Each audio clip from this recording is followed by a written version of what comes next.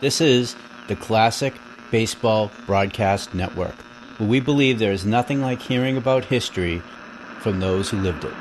Listen to our full catalog of broadcasts at classicbaseballbroadcast.com. If you enjoy the podcast, please help me out and do one of three things. Follow, subscribe this podcast, and leave a review. It really helps. Share us with your baseball friends. Let them know about us. Or jump over to members.ThisDayInBaseball.com. Join our email list, community, and our family of baseball podcasts.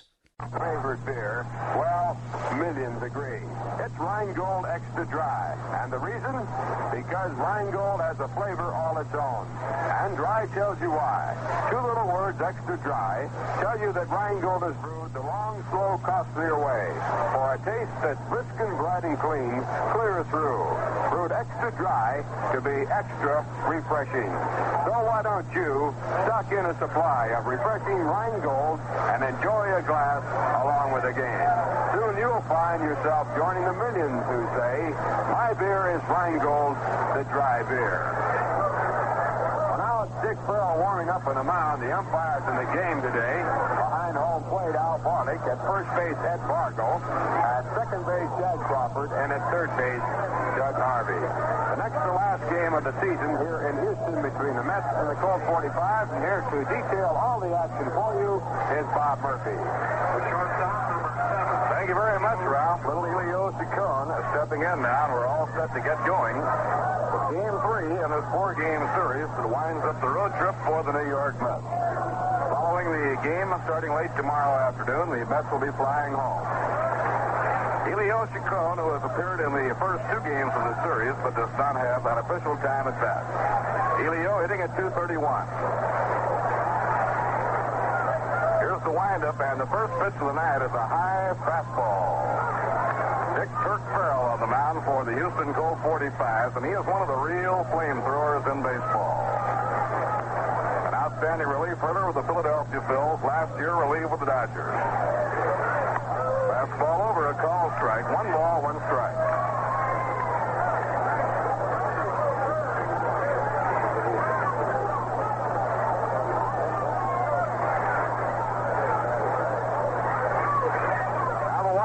And the delivery by Turk Farrell, and it gets the outside corner for a call strike. Charlie Neal in the on-deck circle, and then Gene Woodley. Setting up the defense for the Houston Colt 45s. Norm Larker flying first. Joe Amalfitano is at second. Bobby Lillis is short, and Bob Aspromonte at third. Strike 3 call. The hummer by Turk Farrell on the outside corner, and Elio is called out. In the outfield, Houston has Al Spangler in left, Carl Warwick in center, and around and right, Roman Mejia. Third baseman, number 4, Charlie Neal. Mets took the early lead in the afternoon game. They led 2-0. Houston came from behind, tied the game. Mets regained the lead in the ninth. But Houston scored 2, the last an unearned run, to win the game 4-3 in the last of the ninth inning. Now Charlie Neal up. Charlie 2 for 6 in the series. A fly ball hit right down the right field line. Running hard as Mejias to the line. He makes the catch in fair territory. Roman Mejias caught up with it and grabbed it just as he reached the line down toward the right field corner. 2 outs, nobody on. Gene Woodling coming up. Gene 0 for 1 has appeared twice in the series with suspension. Number 11, Gene Woodling.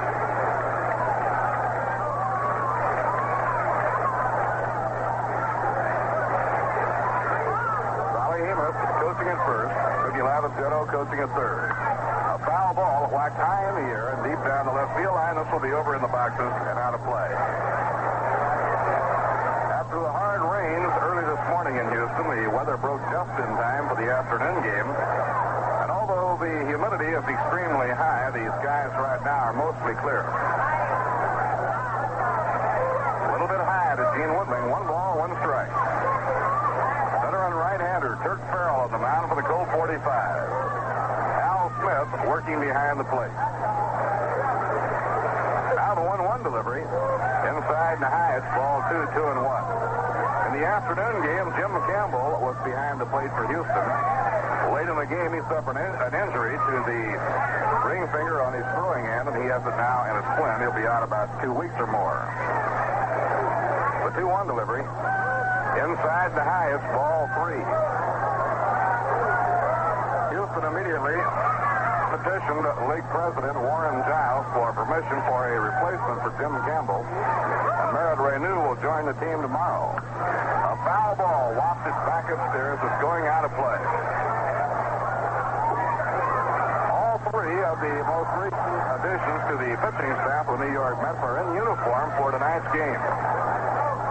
Larry Foss, who came from the Pittsburgh organization, where he had won 10 and lost 5 this year with Asheville, arrived in time for tonight's ball game. Larry took his family to Wichita, his hometown, then came back to join the Mets here in Houston. Fouled again by Gene Woodling, out of play. It's 3-2. So Larry Foss, Galen Cisco, and Sherman Roadblock Jones are all in uniform for tonight's game. Casey anxious to get a look at them just as soon as he can. It has been 2 weeks since Cisco was used by the Red Sox and about 12 days since Foss worked. Foul tipped on a slow breaking pitch, 3-2.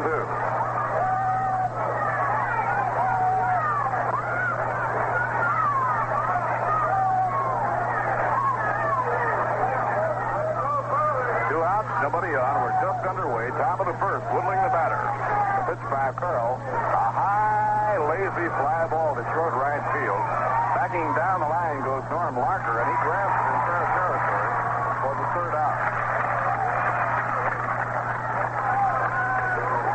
No runs, no hits, no errors, none left on. The score in the middle of the first, the Mets nothing and the Colt 45s coming to bat. And now time out for a moment's entertainment with a famous group of entertainers from Rheingold. The Rheingold Extra Dry, the talented players present a tale of the old frontier. In a cavern in a canyon next to Beaton for a mine lived a miner, 49, and his daughter Clementine. Oh, my darling, oh, my darling, oh, my darling, Clementine. You were lost and gone forever, oh, my darling, Clementine. Weeks ago, this patient miner sent his daughter out for beer. Get me Rheingold, let's be Rheingold, it's my favorite brand here. In the town, they went a-running to do as Daddy told them. Rheingold bright and so refreshing. From now on, my beer is Rheingold and my wife is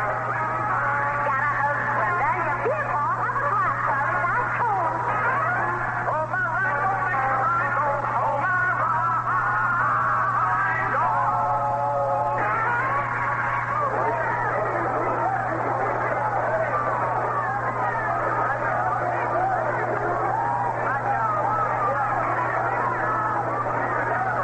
Now we move along to the last half of inning number 1. On the mound tonight for the New York Mets, veteran right-hander Roger Craig. Chris Canizero working behind the plate, and the leadoff hitter in the game for Houston will be the shortstop Bob Lillard.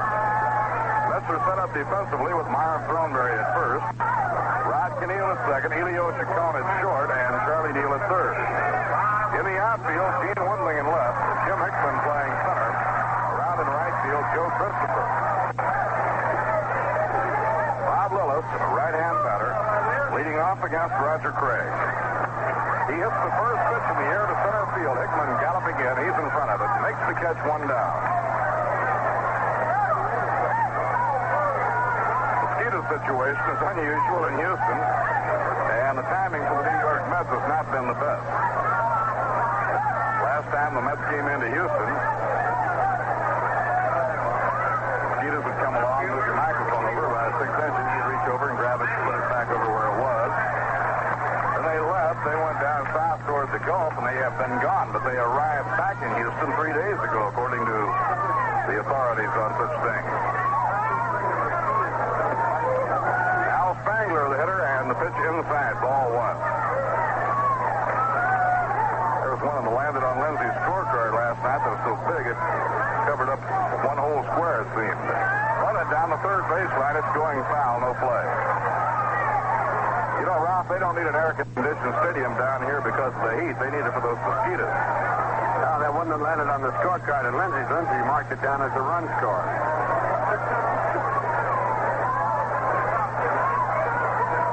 One away, nobody on. 1 ball, 1 strike. I'll tell you, if I see a great big one resting on your shoulder, I'll be kind to you and not tell you about it. Joe Kresnick, our engineer, normally radio engineers at ball games wear a headset. He's got a couple of swords. Now the 1-1 delivery, and that's over for a strike on the inside corner. 1 ball and 2 strikes.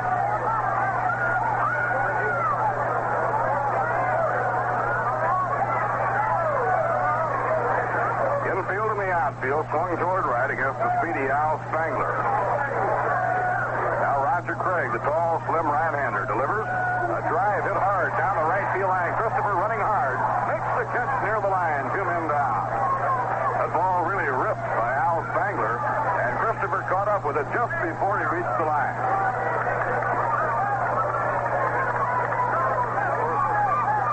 Very close to the temporary ballpark where the games are being played this year here in Houston.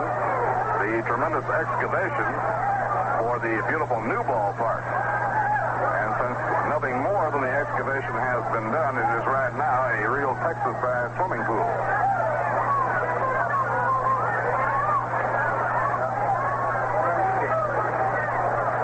Nobody on, 2 men down. Craig out of the windup delivers, and it's a smash through the box going up the middle for a base hit by Ramon Mejias, the right fielder. So Mejias takes the turn. He's on with a single to center.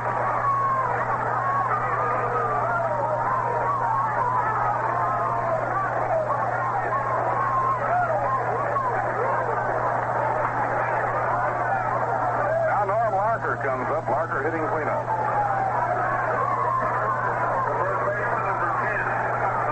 Larker hitting at 263 on the year. 53 runs batted in. Stocky left-hand batter. Line drive type hitter. Dave Roberts, the rookie, was at first base this afternoon in the early part of the game for the Houston Colt 45s. Faces popping up in the major leagues now that we are into September, and ball clubs want to get a look at the firehands that enjoyed real good years in the minor leagues. There goes the runner. Pitches a strike to fake by Canizero. What a throw! But he is safe at second base. Now Elias Stone whirls to argue with the second base umpire, Jag Crawford. Chris Canizero made a tremendous throw down to second, and on a close play at second base, he slides in with a stolen base. His 11th stolen base of the year.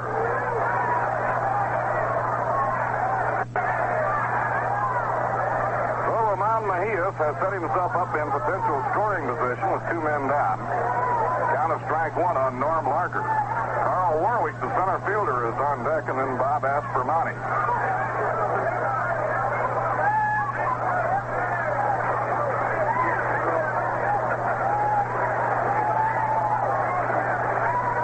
Looking in to take his sign from Canizero. Here's the pitch on the way. Inside and low. 1 ball, 1 strike. 45s right now riding their best spurt of the entire year. They have won 10 of their last 13 ball games. They are riding their longest winning streak of the season, a streak of 5 straight. And right now, the Dodgers and Giants are in a flat-footed tie in the National League pennant race. Here's the pitch on the way. And it's bounced foul down the first baseline. The Dodgers can either regain undisputed possession of first by a half game if they win tonight, and if they lose, they'll fall behind the Giants by a half game. The Cincinnati Reds are facing a comeback from behind effort, just as they did last night. Last night, they trailed St. Louis 4-1, came from behind, tied the game in the 9th, fell behind in the 10th, tied the game in the 10th, and then won it in the 11th. Reds right now 3 games out of first place. But they're trailing the Cardinals 4-1 at the end of 3.5 tonight. Here's the pitch to Larker. He golfed with a ground ball off his ankle, and that one really hurt. It knocked his legs right out from under him.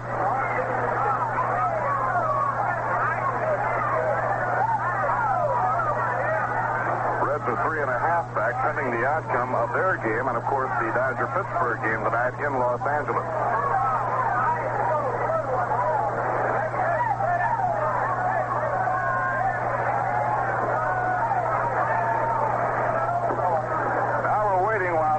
Walks around trying to shake the pain out of his ankle. He was hit by a foul ball. And that one was really painful. It knocked his legs right out from under him. Count 1 ball and 2 strikes. No score. We're in the last half of the first inning. In that St. Louis-Cincinnati game tonight, Joey J is after his 22nd victory of the year.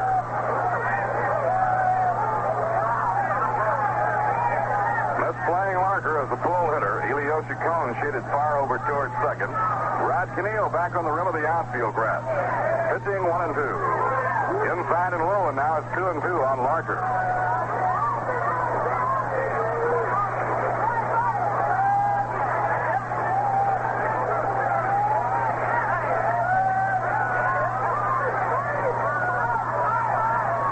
Even now, 2 and 2. Carl Warwick, the center fielder, occupying the on-deck circle. Now Craig up in pitching position. Pickoff play, throw to second, save, close play. Roman Mejias had to dive back at first, and he just got back in time. They had the pickoff play going, and the timing was excellent. Elioshi Cohn darting in to take the throw from Roger Craig. Mets in tonight's game, once again, are without the services of Richie Ashburn. Richie was hurt in the game yesterday, diving for a ball in foul territory just over the line. And he has a very stiff and a very sore shoulder, which restricts his throwing, and Richie is out of action. He is in uniform, and he was used as a bench runner in the game this afternoon.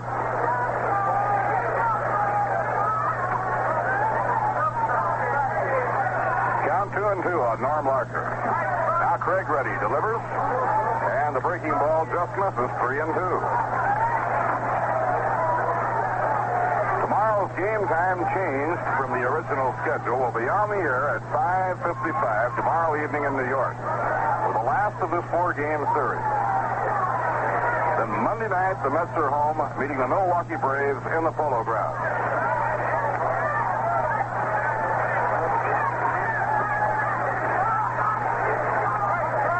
It's gone 3 and 2 on Norm Larker.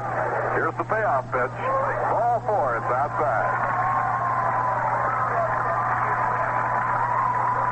That'll bring up Carl Warwick. Warwick hitless in 9 times at bat in the series. Right-hand batter hitting at .259 on the year. Carl came up through the Dodger organization. They traded him on to St. Louis, and St. Louis traded him to Houston in the Bobby Shantz trade early this year. That has been a good trade for both ball clubs. Warwick has played well for Houston, and little Bobby Shantz has had a good year for the St. Louis Cardinals. Now Craig ready. In comes his pitch. A foul ball. High into the air. Back upstairs. It'll be out of play.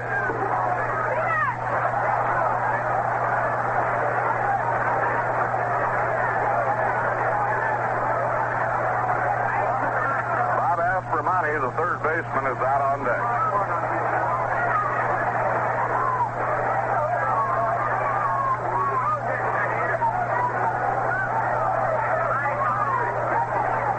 Now Slim looks in, takes his sign from Kenneth Arrow. Here's the pitch on the way. Outside and low, 1 ball, 1 strike on Carl Warwick.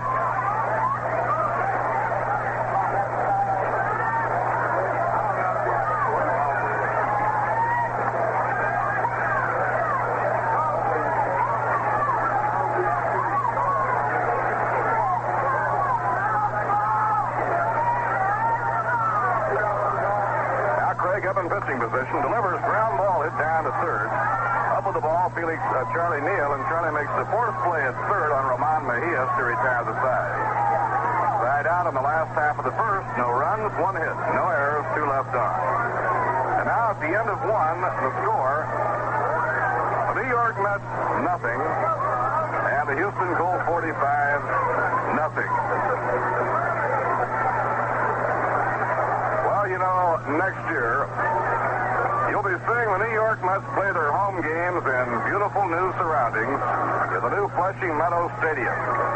You know, work on the new ballpark has progressed to the extent that the Mets are now accepting applications for season boxes and combination plan tickets. Prospective purchasers may send names and addresses to ticket manager, Polo Grounds, New York 39, and application blanks will be sent to them. Present subscribers need not apply as applications will be mailed to them. First time to get the opportunity and you're out for a leisurely drive, be sure and swing by Flushing Meadows and see the tremendous progress that has been made on the beautiful new home of the New York Mets, Flushing Meadows Stadium. The field work has gone up amazingly fast. And when it is all done, it is going to be a real thrill to watch the Mets in action in that beautiful new surrounding. We've enjoyed tremendously broadcasting ball games this year from the beautiful new stadium for the Los Angeles Dodgers on the West Coast. And when the stadium is done out in Flushing Meadows, it will be even better. Well, they are incorporating and taking advantages of any mistakes that might have been made there to make this one even better. Thornberry will be leading off as we go along to the top of the second. First baseman number 2, Thornberry.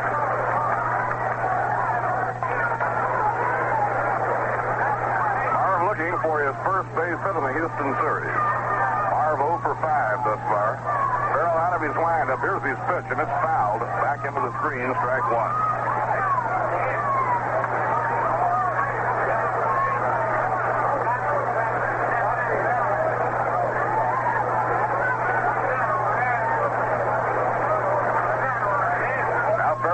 Down comes the pitch, and it's whacked foul again by Thornberry, back toward the crowd. Ralph, interestingly enough, here's a fellow, Farrell, who has lost 18 ball games, but I know when you hear the hitters talk, they hate to go up against him. He has a good fastball, Bob, and of course a lot of pitchers that he hit against are tougher to hit against than their record actually indicates. Swing and a miss, and he struck him out with that blazing fastball. Nobody on, top of the second. Now Jim Hickman coming on. Jim has 1 hit and 8 times up in this series.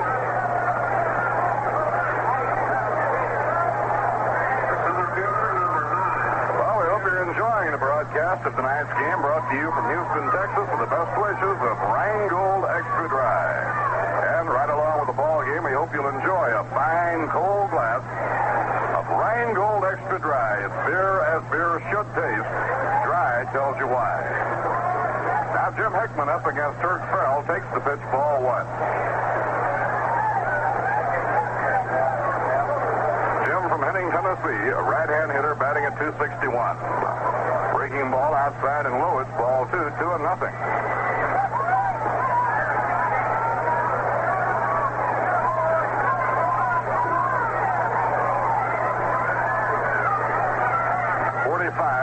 Jim just about straight away. He holds up. He started to go. Had a notion, then thought better of it. And it's outside and low, ball 3, 3-0.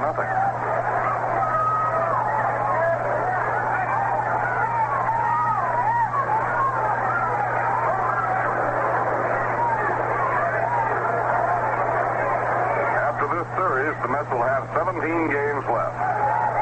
Fastball in there, a strike, 3-1. 12 games at home in the Polo Grounds and 5 on the road. They wind up their home season on September 23rd and play their last 5 of the year on the road in Milwaukee and Chicago. Pitching 3-1. Ripped foul over toward the Houston dugout.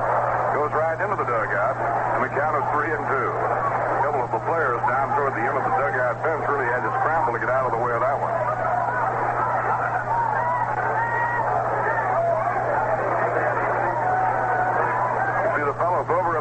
The professionals who are paid to catch a baseball for a living, when a foul ball goes in there, they get out of the way in a hurry. Line drive, hit hard. Oh, it's foul by about a yard, deep down the left field line. He really ripped the curveball and hit it hard, but it went foul by less than a yard, deep down the left field line. Danny Murtaugh says the fellows who are paid to catch a ball for a living, they'll get out of the way of a hot foul ball like that. But That's the fellow who comes to the ballpark who is a great fan. You'll see him trying to make a fair hand catch.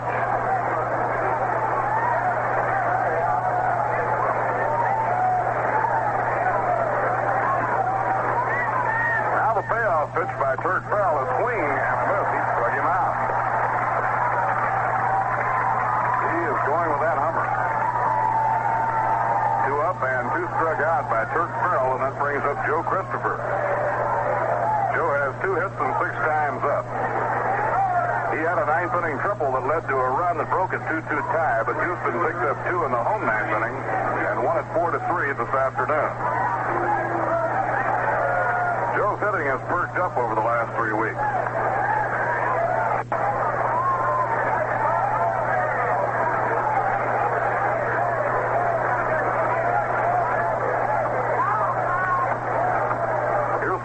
Down comes the pitch. Off the outside corner, it's ball 1. Christopher won a game for the Mets on this road trip in St. Louis with a timely 2-run pinch single.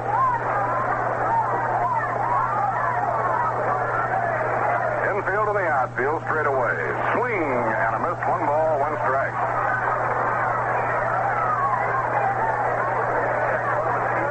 Big Turk Farrell, hard-throwing right-hander from Brookline, Massachusetts.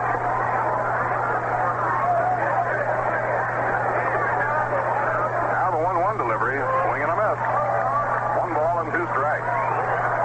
He has really been zeroing in on his target here in the top of the second.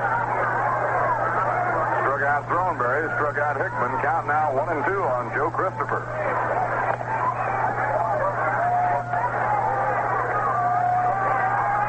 Now Farrell looking in to Hal Smith.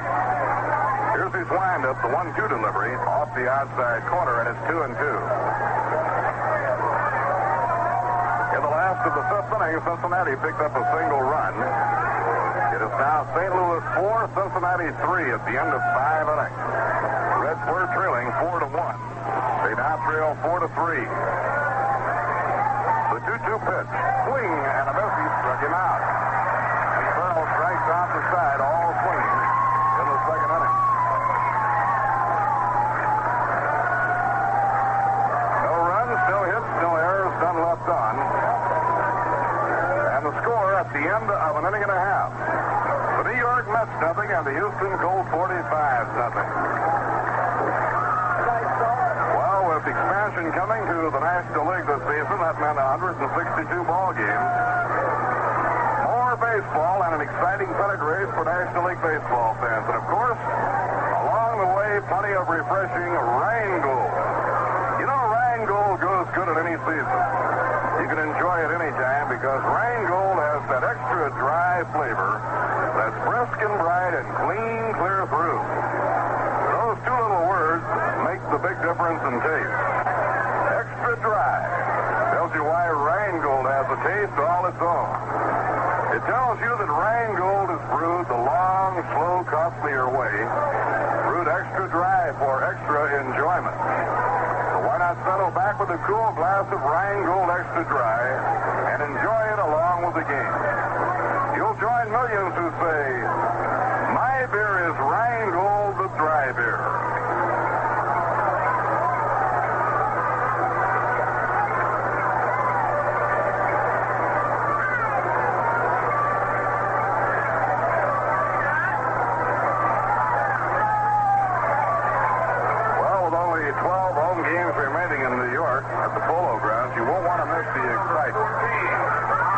Cincinnati Reds making their final appearance for a 3-game series Friday night, Saturday, and Sunday. 14th, 15th, and 16th of September. You got to hand it to Hutch and the Reds. They seem to be hopelessly out of it, and they fought right back. Ground ball bounced right up the middle by Bob Astronomani for a base hit. He hit the first pitch thrown by Roger Craig and leads off the home second.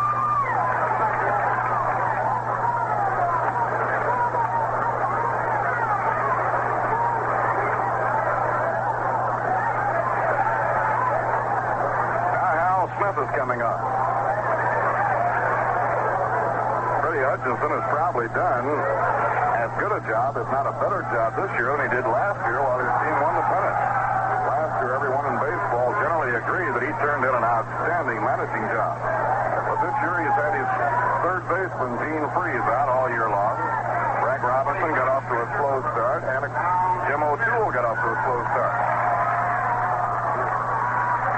Last year, Hutch was named by his colleagues as Manager of the Year.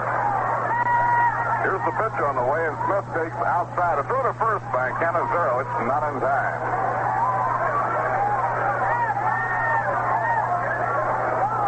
It's all over in Baltimore. The Angels have won a pitching duel from the Orioles 2-1.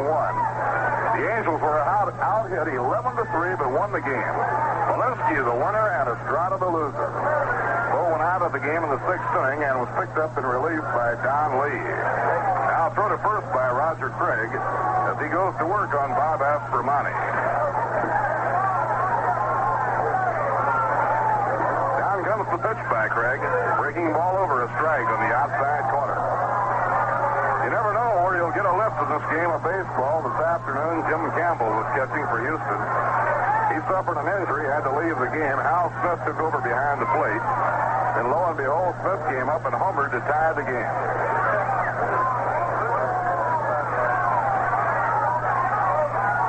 Now Craig checks the runner. Throws to first base, not in time. Roger has picked 13 men off this year, including Maury Wills and Willie Mays. Outside and low, ball 2-1 on Hal Smith. The American League pennant race, the top three teams were all victorious in action this afternoon and tonight. The Yankees beat the Red Sox 6-1 with Ford winning his 15th. Minnesota beat Detroit 9-2, Pasquale winning his 18th. And the Walensky, the winner, as the Angels beat the Birds 2-1 tonight.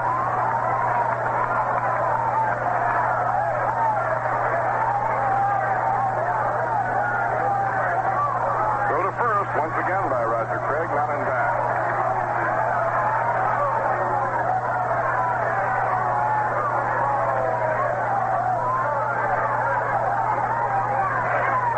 Now Roger Craig up in the set position, checks the runner, delivers to the plate, and it's over at the knees for a call strike, 2-2. Anytime the leadoff runner gets on base against Roger Craig, you'll see Roger really go to work to try and pick him off. If he's on with one away or with two down, he generally will not pay nearly as much attention to him, but go ahead and work on the hitter very strongly. Now Roger up in the set position, delivers 2-2. Swing and a foul ball back into the screen, and the bat flew out of his hands. The field past the mound.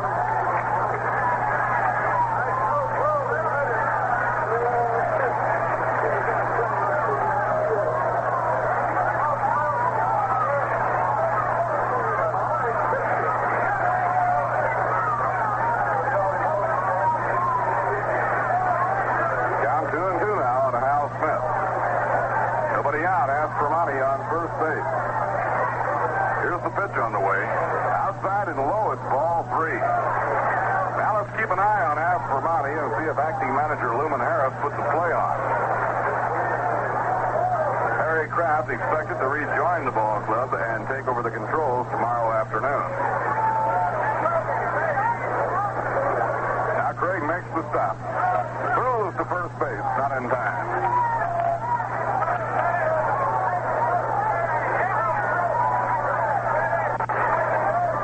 Another throw to first, and again, a little bit too late. This is always a tough spot for the runners, 3-2 if the play is on for him to be running. Trying to get as much lead as possible, and yet not get picked off. There he goes. The pitch is a foul ball coming back to our broadcasting booth. No play. Hey, what a catch. Well, the grandstand outfielder, sitting right down in front of us, really snagged that one right out of the air.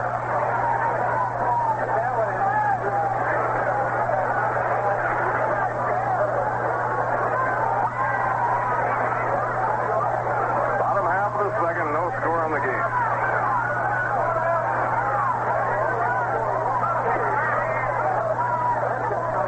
Now Roger Craig eyes Aspermani. Throws to first. Safe. He just got back. Craig had him leaning the wrong way that time. And Aspermani, sprawling and groping for the bag, just got there in the nick of time.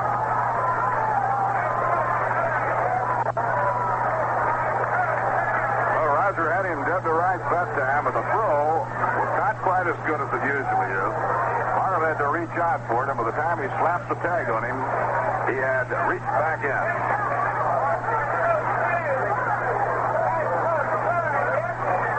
Count full, 3-2. Now Patano, the on-deck batter. A throw to first, not in time. Crowd's starting to get on Craig a little bit now because he has thrown to first so many times, it doesn't bother Roger at all. A throw to first, not in time. It seems like more times than not, when Craig sets out with this determination to get a man, he usually gets it. Now Roger in the stretch. Delivers to the plate. The runner goes, and it's popped high in the air. Coming up the line is Throneberry near the mound. He's getting under it, and Marv takes it to the out.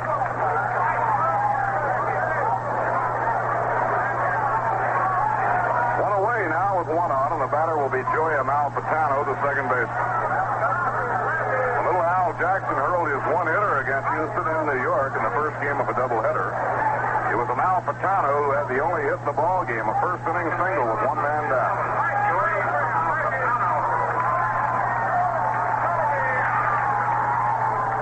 Amalfitano hitting at .233. Right-hand batter.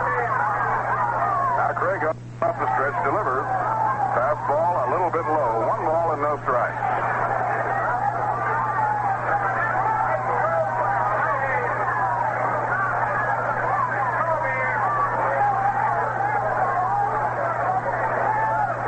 Up in pitching position.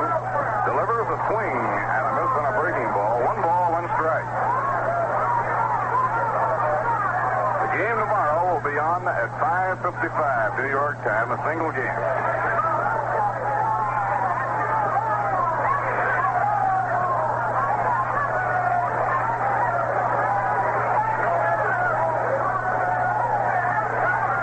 Next pitch by Craig. Swung on, foul tip.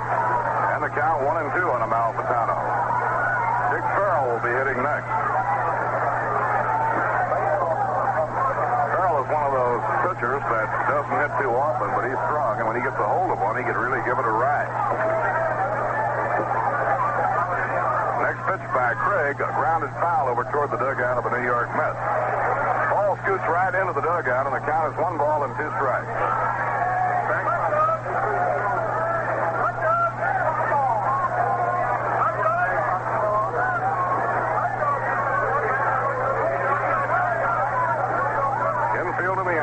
Straight away against Joey Amalfitano.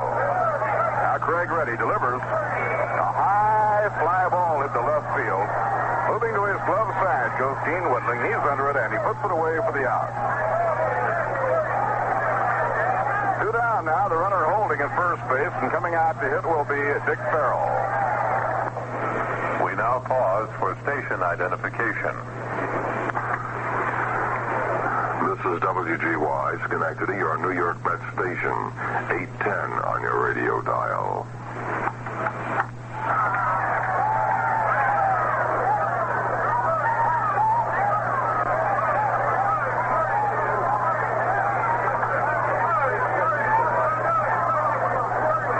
Dick Farrell batting right-handed. Swing and a miss at strike 1. Cardinals are out in the 6th inning without scoring. The Reds sitting now in the home 6th. 4-3 ball game. The Cardinals in front. For a line drive into left field for a base hit by Farrell.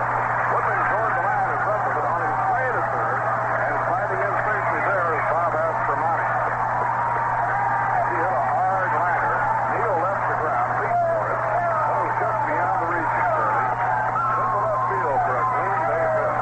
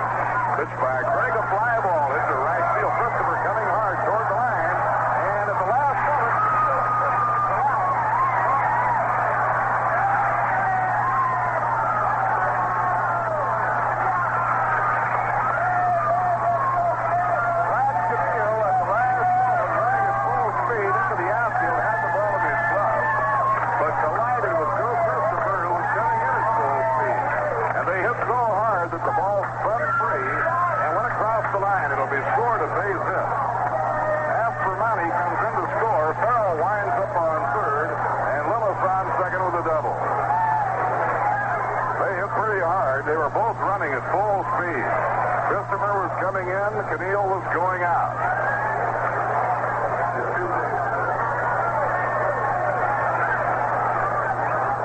Left fielder number 21, Al Spangler. Now the batter is Al Spangler. The Colt 45s takes the lead, 1-0. Spangler lined the ball to right field his first time up. He hit the ball hard, but Christopher caught it running to the line.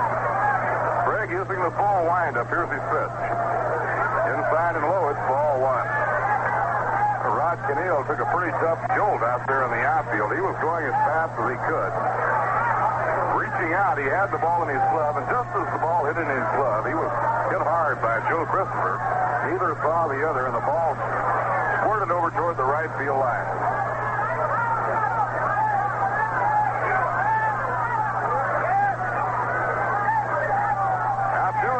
Position. Roger Craig takes his stand from Chris Cannizzaro.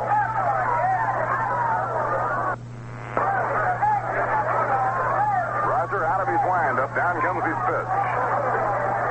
Ball one. 1 ball, 1 strike. Spangler hitting .283. 4 home runs and 27 runs batted in. He has exceptional speed. Let's play him around to right in the infield. Spangler, left-hand hitter, feet wide apart. Kirk Farrell leads down the line from third. And the pitch on the way is inside and low. It's ball 2, 2-1. Tonight in Houston, the humidity higher than the temperature. The temperature 81 and the humidity 88.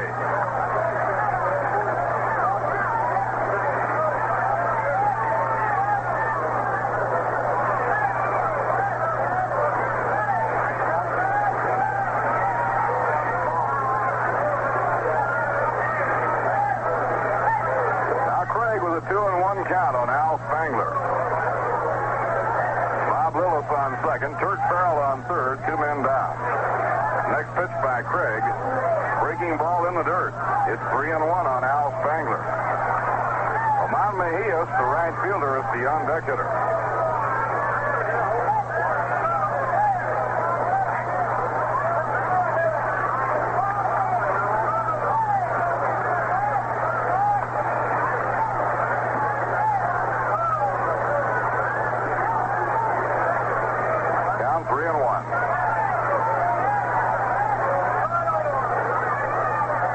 The pitch.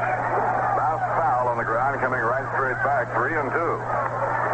Labor Day, the Phillies were here in Houston. They had beaten the Houston Colt 45s 15 in a row.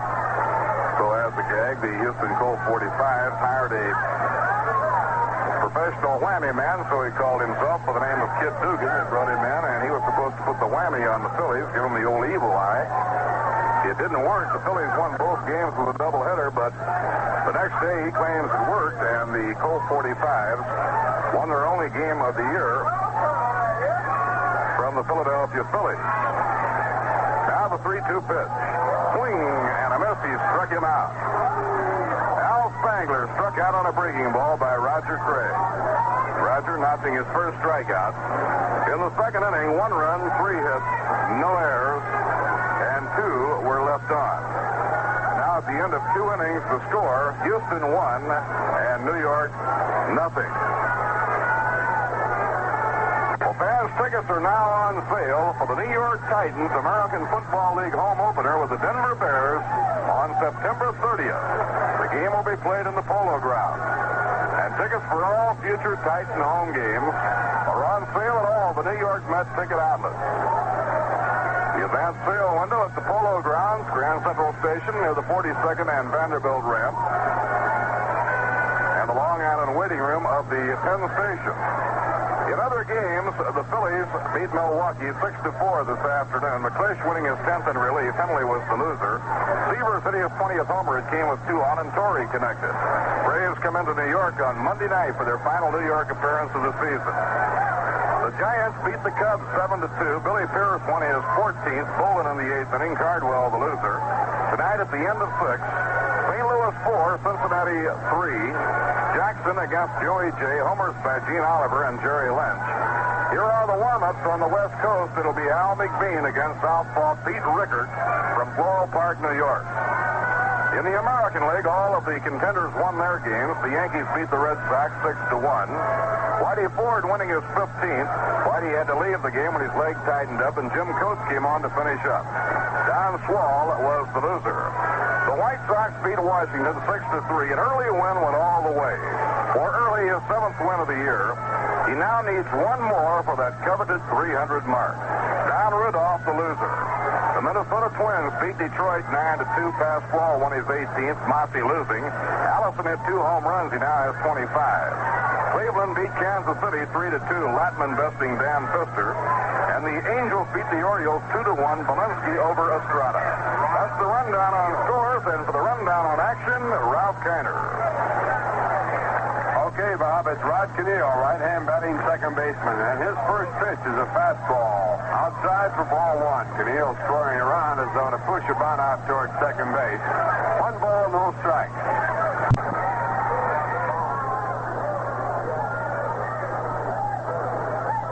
Now Craig with a 2-1 count on Al Spangler. Bob Lillis on second. Turk Farrell on third. 2 men down. Next pitch by Craig. Breaking ball in the dirt. It's 3-1 on Al Spangler. Lamont Mejias, the right fielder, is the on-deck hitter.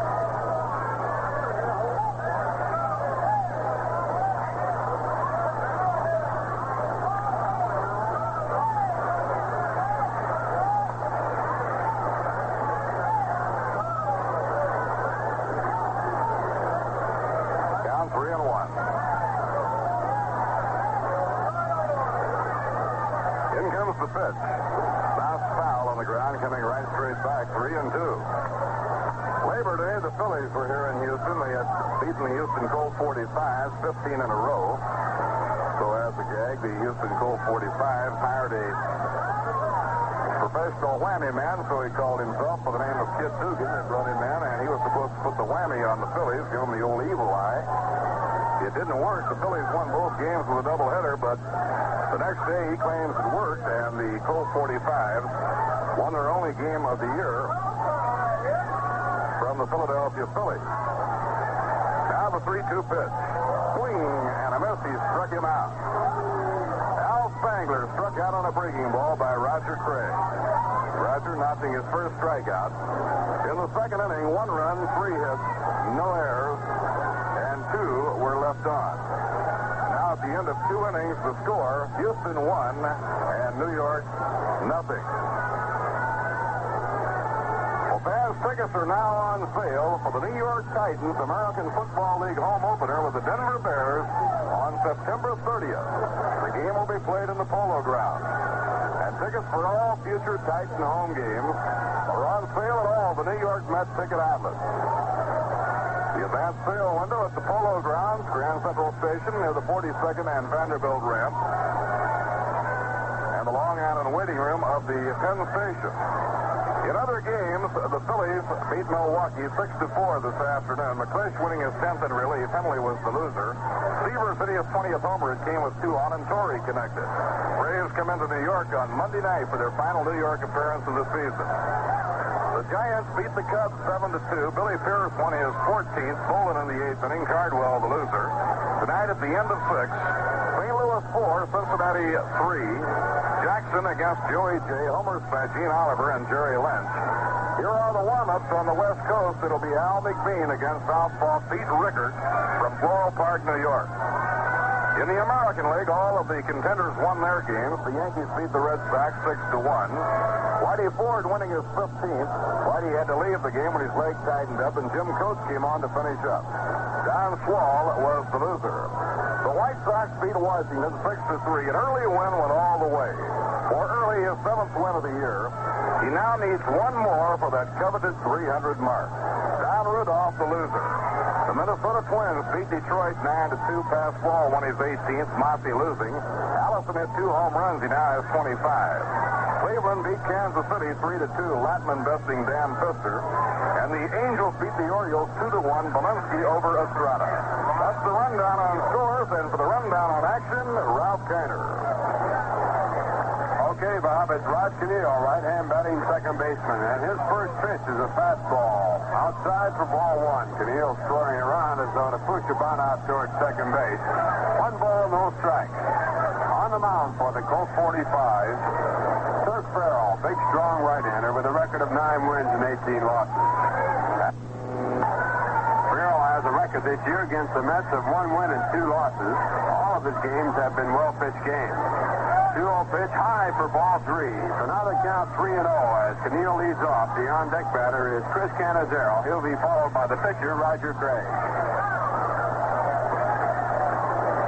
Now Farrell into the windup and delivers, and it's a fastball through for strike 1. Farrell beat the Mets on May 22nd, 3-2. He lost to them on June 11th, 3-1, and also lost to them on June 22nd, 2-0. There's a fastball for strike 2. So Farrell now picking the count up. It's 3 balls and 2 strikes on Rod Caniel. 1-0 game, favor of the Houston Colt 45. Now the windup in the 3-2 pitch. A fastball popped up in the air. The second baseman waiting, Joe Malfitano, and he puts it away for out number 1. And that will bring up Chris Canizero. Caniel before the out, batting .256. Canizero coming on, batting .214.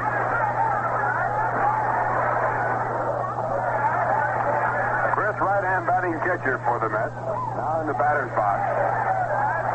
To take up with his first encounter with Turk Farrell.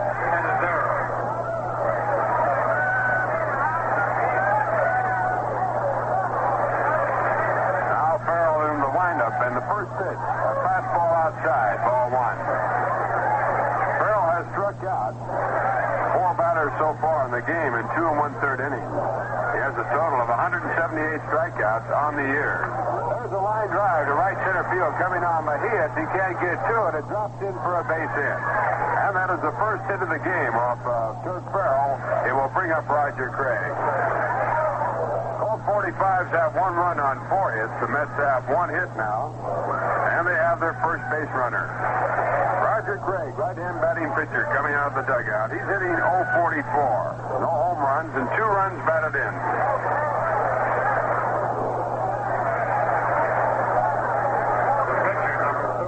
Farrell has struck out 178 batters in 203 innings so far this year. The strikeout leader in the National League, Sandy Koufax, who has been out of action for quite some time. He leads the National League with 209 strikeouts. Here's the first pitch to Craig. It's bunted out towards the right side and going foul. Strike 1 counted, Roger.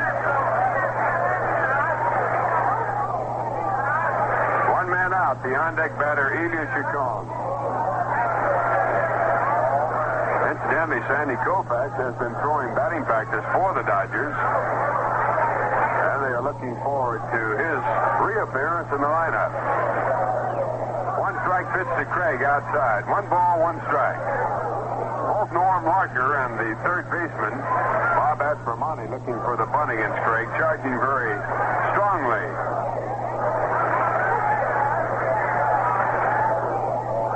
1 ball, 1 strike. And now Farrell back to work. And the next pitch is bunted foul again, so it's strike 2. Fastball pitcher like Turk Farrell, very tough to bunt. And especially bunts the ball on the ground. And here in the Colt Stadium, the lights are not the best, as this is a temporary setup.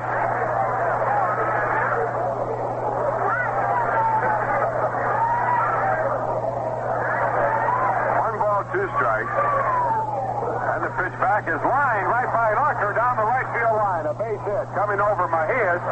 He's up with the ball. He throws on into second base, but going over to third on the base hit, Chris Canizero. So Roger Craig, after failing the bunt, moves Canizero all the way to third base, and with 1 out, runners are at first and third, and Ilya Chacon comes up. Ilya was caught looking in the first inning. One of the 4 strikeout victims by Turk Farrell.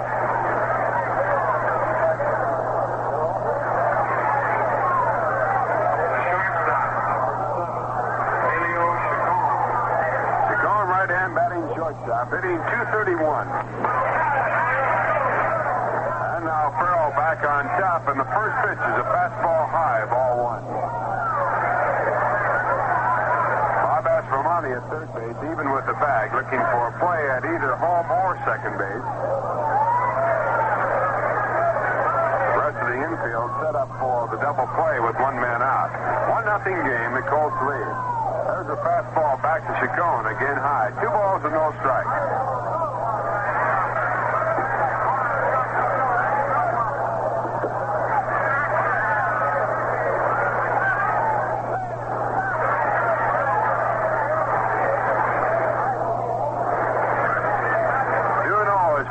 Takes too long in the mound, and Chacon steps out of the batter's box. Now Chacon calling Cookie Lavagetto up to have a talk.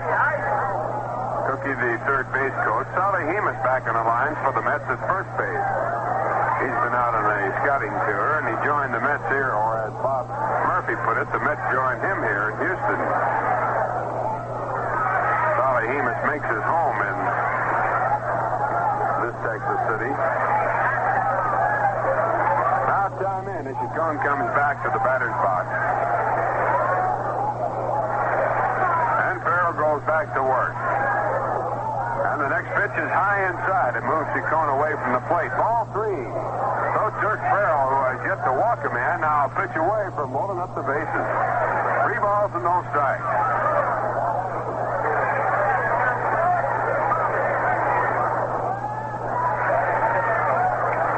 Into the stretch position. And back to Chacon. A fastball that's inside for ball 4. That loads him up and brings up Charlie Neal.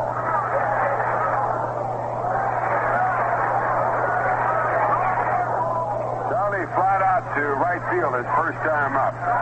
Batting .251. Right-hand batting third baseman. On at third base, Chris Canizero. At second base, Roger Craig.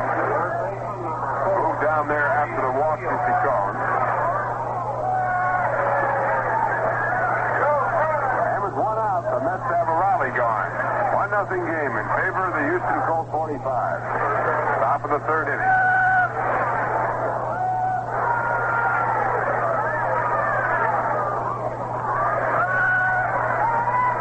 Farrell with the sign now into the windup and delivers. Fastball high for ball 1, just above the letter.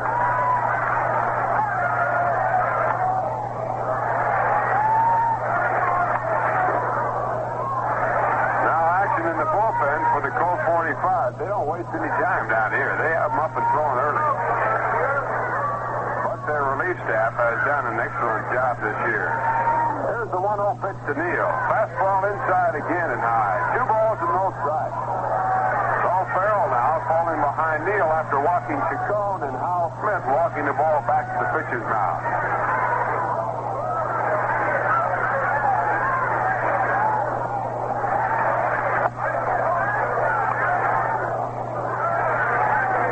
Talking to Farrell on the mound. As Bob Tiefenauer warms up in the bullpen for the Colt 45. Tiefenauer, knuckleball specialist.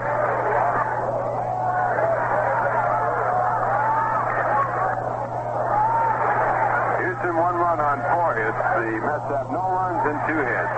And the Mets with the bases loaded. And the next pitch to Neal. Line right through the middle in the center field, a base hit. Scoring from third base, Canizero now coming around from second base, Roger Craig. The throw coming in is cut off, but too late. And going on down to second base after the single on the throw in is Johnny Neal. And Chacon moves over to third base, and the Mets now have taken the lead by a score of 2-1 here in the top of the third. Still only 1 man out. Runners at second and third, and Gene Woodling comes up.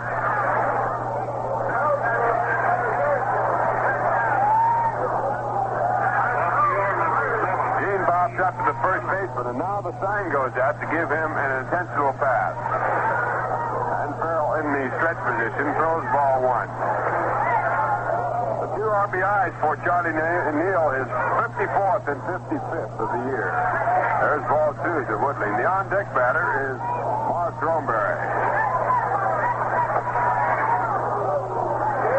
Farrell again back outside for ball 3. 3-0.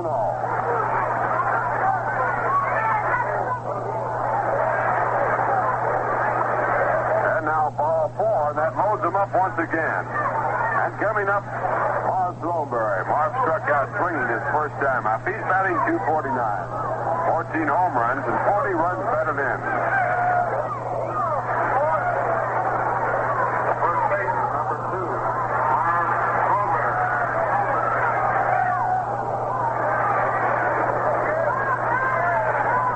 2-1 in favor of the Mets. Top of the third inning. And the infield back for the double play with the bases loaded and only one man out. And here's the first pitch to Marv. A fastball that's inside, ball one.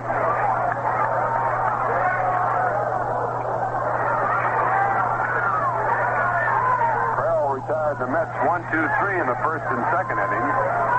But the Mets, after Keneal had gone out, coming up with 4 consecutive men on base.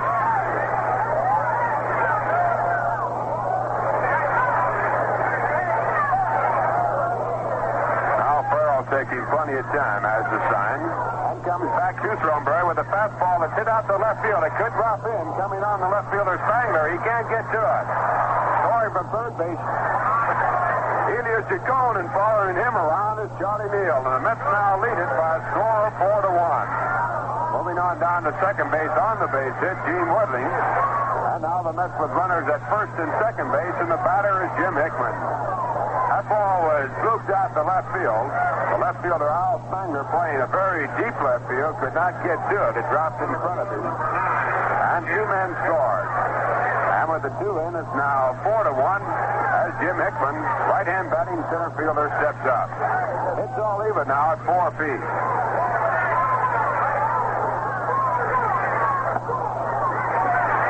Jim struck out swinging his first time up, and he looks at the curve for strike 1.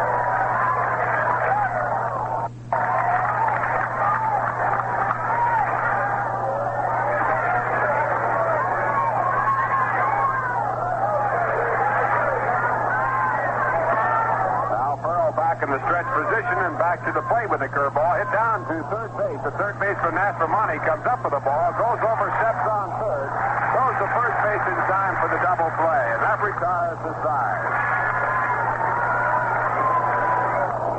In the inning for the New York Mets, they score 4 runs on 4 hits. And they leave 1 man on, and the score at the end of 2 1/2 innings to play. The New York Mets 4, the Houston Royals 45-1.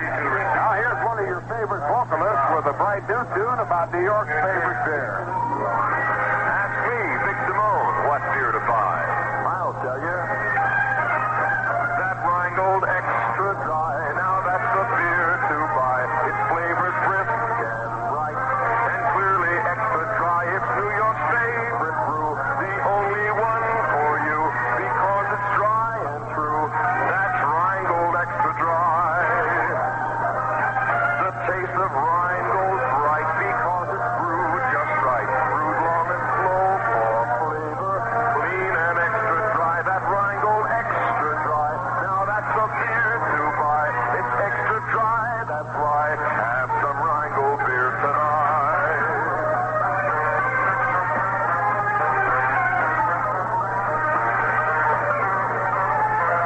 It's New York's favorite brew, the only one for you, because it's dry and true.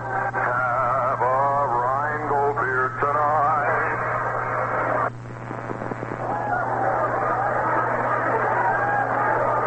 Moving now to the bottom half of the third inning with the Mets leading 4-1, and we'll take this opportunity to pause for station identification. This is WGY Schenectady, where you can hear all the games of the New York Mets. For baseball, for the best in music, for comprehensive, reliable news reporting, stay tuned to WGY.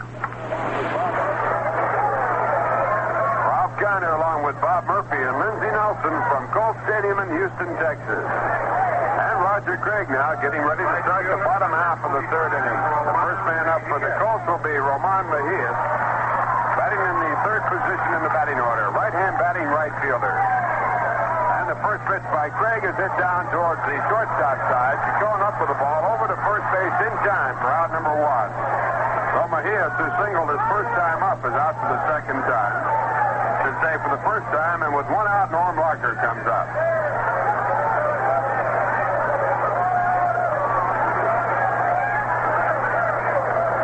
walked his first time up. He's still in the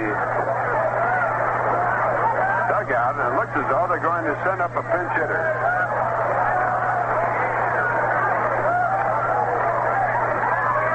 Parker being called back. And it's a pinch hitter for Norm Larker. Dave Roberts, who played in the first game at first base and right field. Left-hand batting infielder, outfielder, and he'll probably stay in the game at first base.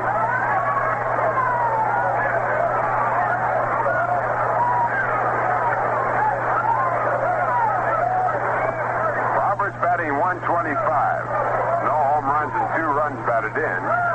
2 RBIs, scoring the tying and winning runs against the Pittsburgh Pirates in a 4-3 win for the Colt 45s the other night. That was his first major league base hit.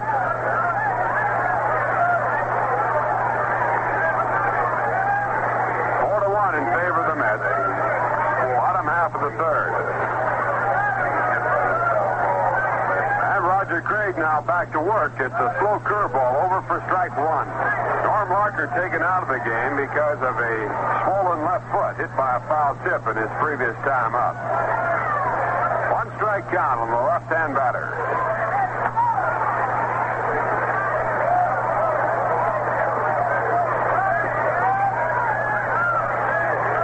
And now Craig taking too much time, so Robert steps out of the batter's box.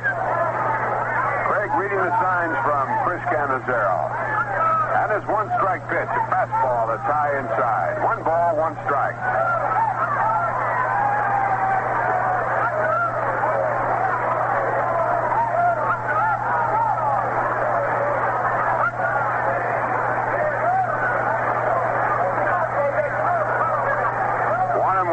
Craig comes back to the plate with a pitch that's hit down to first base. Thornberry takes it on the bounce.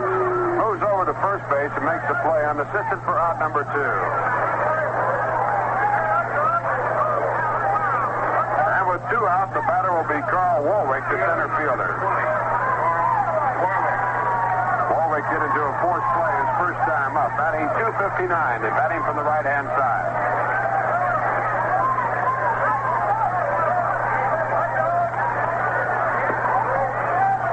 First pitch is ball 1. 1 ball, no strikes.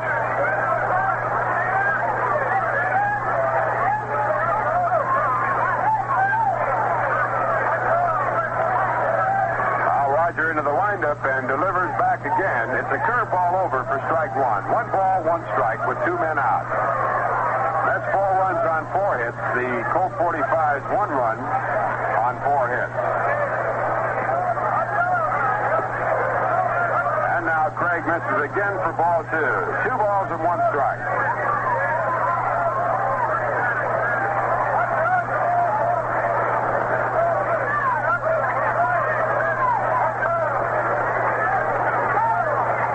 Roger into the windup and delivers low outside for ball 3.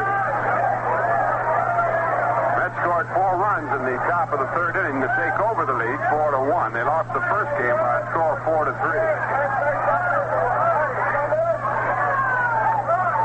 A swing and a foul ball on the 3-1 pitch. So Roger now has picked the count up to 3 balls and 2 strikes.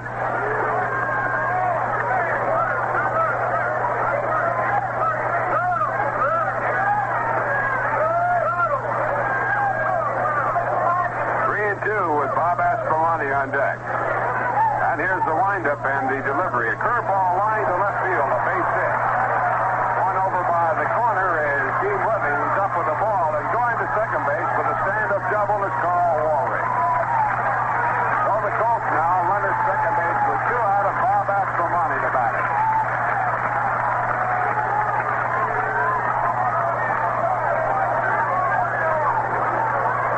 Third base number 14,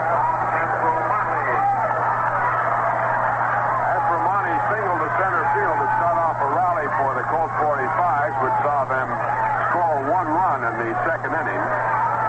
They sent 6 men to the plate in that inning against Roger Craig. Aspromonte batting .262, right-hand batting third baseman.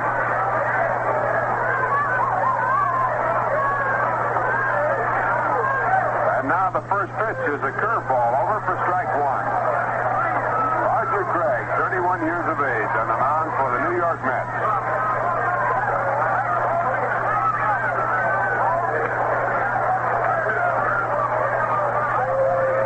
This is Roger's first appearance against the Colts this year, his 38th game of the season, and his 30th start. A one-strike pitch, a curve that's inside and high. One ball, one strike.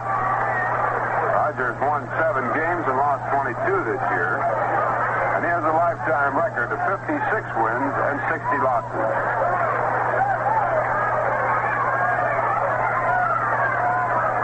On at second base, Carl Warwick with a short lead. And Craig now back to Aspermani, and the pitch is hitting. Coming around from second base and scoring with run number 2 for the Colt 45s is Carl Warwick. And holding at first base with an RBI, Bob Aspermani. So it's a 4-2 game now. The Mets leading and the batter coming up with 2 men out is Hal Smith.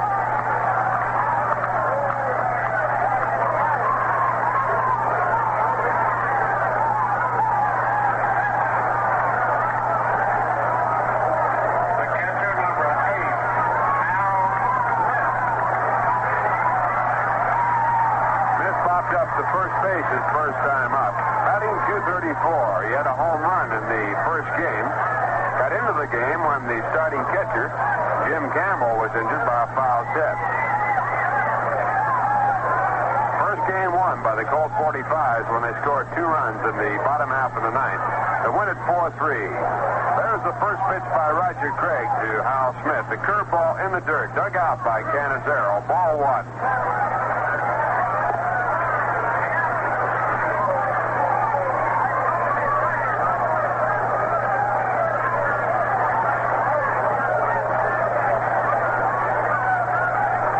Back to work, and he comes back inside high. Ball 2. Smith going down to the dirt. 2 balls and no strikes. On at first base, Bob Aspermani. The RBI in this inning for Aspermani is 55th of the year. He drove in the tying run in the 9th inning of the first game. Winning run scored as an error was made on the base hit by Bob. There's a curve that is low outside. So the count now, 3 balls and no strikes. Well, Roger picked up the first 2 men, then gave up a double to Warwick, a single to Aspermani, and now he is behind 3-0 on Hal Smith. There's a 3-0 pitch, a fastball low for ball 4. That'll move Aspermani 90 feet down to second base, and now the Colt 45s have runners at first and second base. On the second walk issued by Roger Craig, and the batter now will be Joe Amalfitano. Second baseman, number 11, Joey Amalfitano.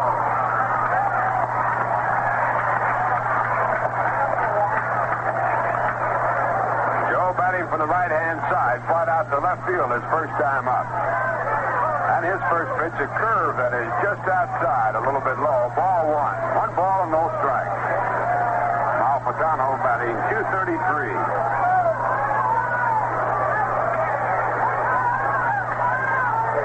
Mets lead it 4-2. Bottom half of the third inning. Now Craig back on top, and this curveball is over. Strike 1.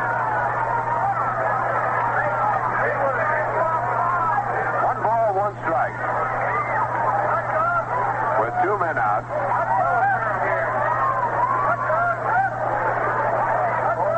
Craig now shaking off the first sign given by Cannizzaro, taking a long look as Cannizzaro goes through the rigmarole of the signals. Now takes one and gets set on the mound. And comes back with a fastball. It's fouled down in the dirt for strike 2.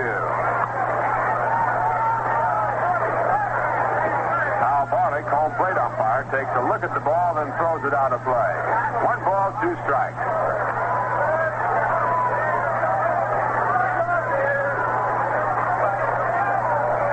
Now Roger Craig, not liking the ball that was put in play by Barlick, asking for another and getting it.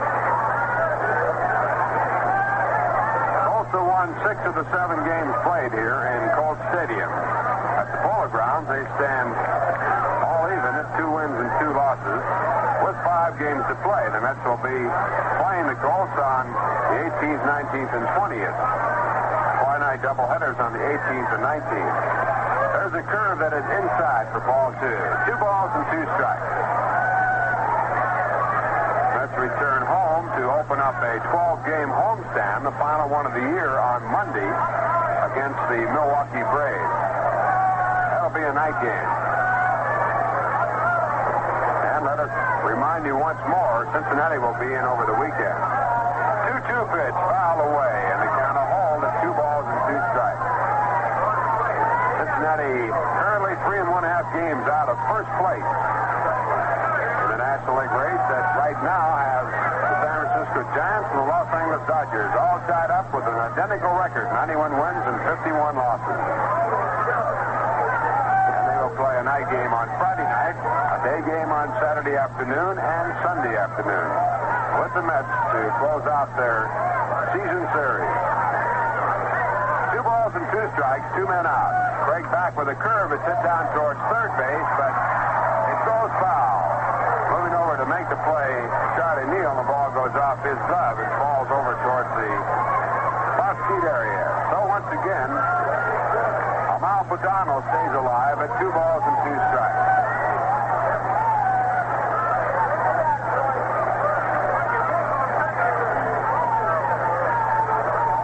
The makers of Rheingold beer, happy to be sending this one your way from Houston, Texas.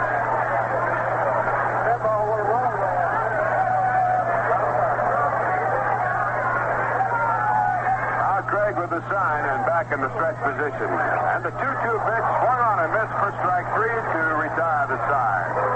Strikeout by Roger is second. And in the inning, the Colt 45s pick up 1 run on 2 hits. No errors. 2 men left on. And the score at the end of 3 innings of play. New York Mets 4, the Colt 45s 2. And if you have not registered, go out and blank on the beat. Here's another special event that will take place at the Polo Grounds during the Mets' last homestand. On Wednesday, September 19th, between games of a twilight doubleheader against Houston, 2 Owens cabin cruisers will be awarded to Met players by Howard Close. One cruiser worth $7,000 will be given to the Met with the highest score for hitting the Howard signs at the Polo Grounds. The winner will not be determined until the conclusion of the first game that night. A second cabin cruiser worth $5,000 will be given to the most valuable Met player as voted by the fans. Voting for this award closes at all Howard stores on Saturday, September 15th. In addition, Kathy Kirsch, Miss Rheingold 1962, and Eileen Rogers, beautiful star of the musical Anything Goes, will offer the presentation. Howard Clothes will also present 5 complete wardrobes and 5 suits of clothes to fans who participate in the voting. So remember Howard Clothes Night, Wednesday, September 19th. A real big one to keep in mind. And you know, this is the time of year when a frosty glass of beer seems to taste best. And when that glass holds cold, refreshing Rheingold Extra Dry, it tastes even better. That's because Rheingold is beer as beers should taste. And dry tells you why. Enjoy it. Right along with the game as we move to the top of the 4th inning. Mets lead it 4-2, and the first man out for New York will be Joe Christopher. Right fielder number 23, Joe Christopher. And the first pitch to the right-hand batting right fielder is a strike called as Kirk Farrell starts off here in the 4th. Through 3 innings, he has given up 4 runs, allowed 4 hits. Struck out 4 and walked 2. One of the strikeout victims his first time up, but he looks at the curve that's low. 1 ball, 1 strike.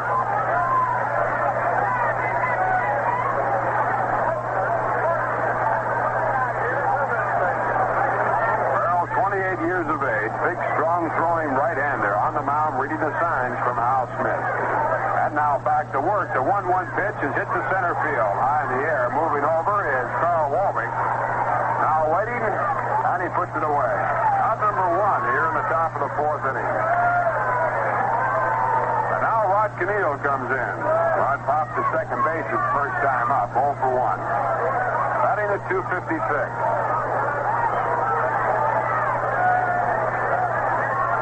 second baseman, number 10. Mets with a 2-run lead. They lead 4-2. Picking up 4 runs in the third inning to take the lead away from the Colt 45s, who had led it at that time 1-0. And the first pitch to the right-hand batter is bunted down towards the first base side. Farrell Austin picking up the ball, throws the first base in time for out number 2. Making the play at first base, Dave Roberts, who went in as a pinch hitter for Norm Larker. So with 2 out, the batter will be Chris Cannizzaro. Chris started off the rally in the third inning, which saw the Mets score 4 by singling to right field. Roger Craig came up and singled behind him to move him over to third base. And then Elias Chacon walked to load him up. Charlie Neal drove in 2 with a base hit, and Morris Throneberry came up and drove in 2 more with a base hit. 4-2, 2 men out, and Chris Cannizzaro, right-hand batter in.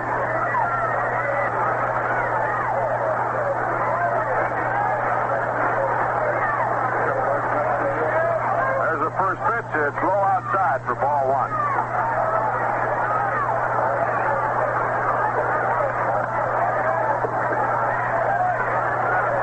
One ball, no strikes, 2 men out. As Farrell goes back to work and comes in with a fastball that is swung on for strike 1.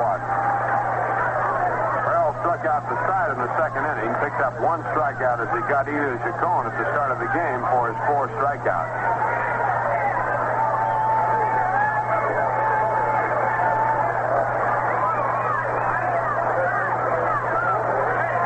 Now the 1-1 pitch, a fastball, another swing and a miss for strike 2. 1 ball, 2 strikes.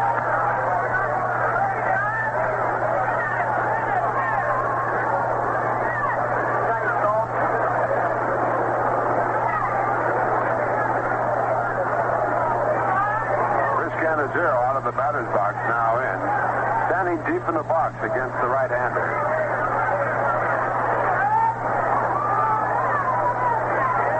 The 1-2 pitch, a fastball low outside. 2 balls and 2 strikes. Farrell, wearing number 43, prefers to wear number 13. He would like to do it right here. But due to the scorecard problem, he had to use his own number, 43. On the road, he wears 13, and next year he'll have that number for both the home and road games. The 2-2 pitch, point on and miss to retire the side. The 5th strikeout for Kirk Farrell as he turns the Mets away, 1-2-3. In the inning, no runs, no hits, no errors, and the score at the end of 3 1/2 innings of play. The New York Mets 4, the Colt 45s 2. Now a popular question put to music by none other than Guy Lombardo. Who is the girl who be the girl Miss Ryan goes 63? She be a beauty, she be really cute, the only girl for me. Carol, Loretta, Eileen, Beverly is Prue or Chris, the one girl who will be that famous girl, that charming girl Miss Ryan goes 63. This is Guy Lombardo. Who will be Miss Ryan Gold 1963? Your vote may decide who'll have the fame and fortune of representing Ryan Gold Extra Dry, the beer that gets most New Yorkers' vote. So vote now. They're all so charming, I'm in such a fix. Yes, I'll just have to vote for all 6. Who is the girl who be the girl Miss Ryan Gold 63?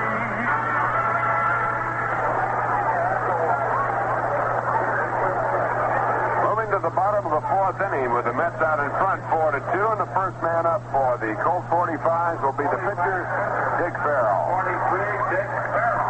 Farrell singled his first time up in the game. Single moving Bob Aspromonte to third base, where he scored later on when Bob Dulles looped the double to right field. Now the first pitch to the right-hand batter by Roger Craig. It's a curveball low outside for ball 1. Rogers, through 3 innings, has given up 2 runs, allowed a total of 6 hits, struck out 2, and has walked 2. Now time call as Farrell goes over to get a rag soaked with pine tar to put on the bat handle. It's a warm night here. The temperature game time 81 degrees with the humidity up around 90. Now Craig back to work, and there's a ball hit down the third base side, but going foul. Charlie Neal going over, couldn't get to it. The ball goes on out in the bullpen. Bullpen area is still a little bit muddy. The outside of the playing area on the field is somewhat damp from the rains here early this morning. Infield is very dry. The tarp was on it. Outfield in certain spots, not too sure. Now Craig with a new ball, back to the plate, inside and high, ball two. Farrell goes down to his knees. 2 balls and 1 strike.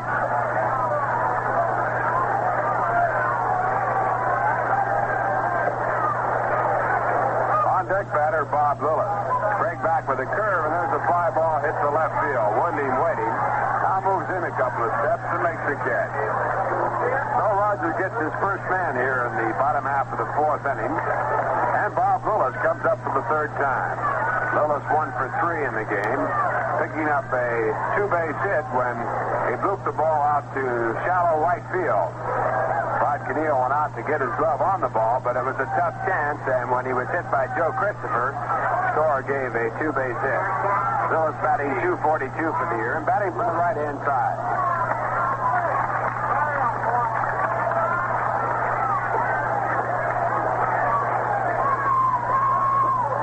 First pitch to Lillis by Roger Craig. A fastball bounced off of the plate. Roger going back has to wait. The ball comes on down, and Lillis comes up with another hit.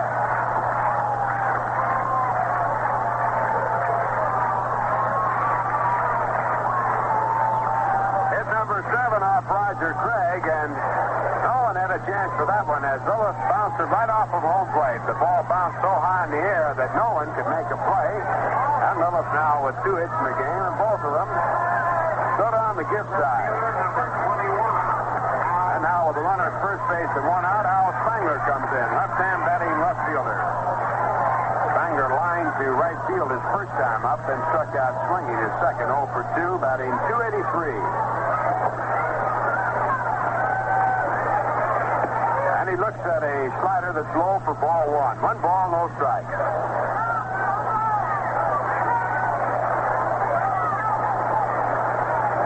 Have 4 runs on a total of 4 hits. The Colt 45s have 2 runs and 7 base hits off Craig.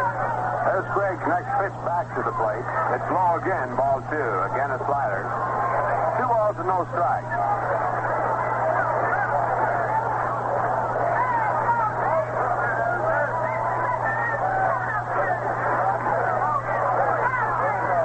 Craig now throw to first base, but Lillis just a step away, gets back easily. Craig now back to the plate, and again low with a breaking pitch for 3 balls and no strikes. So Roger, who has walked 2 in the game, now 3-0 to Al Spangler.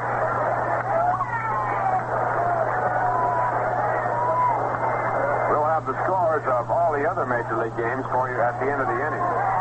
There's a fastball that's through for strike 1.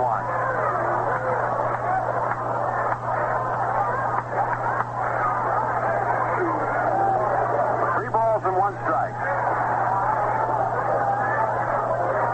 And Craig now back on top and back to the plate. Low again. It's ball 4. That puts the tying run on at first base. And as Spangler goes down to first on Roger Craig's 3rd walk of the game, Bob Lillis moves down to second base, and Ramon Mejia steps into the batter's box.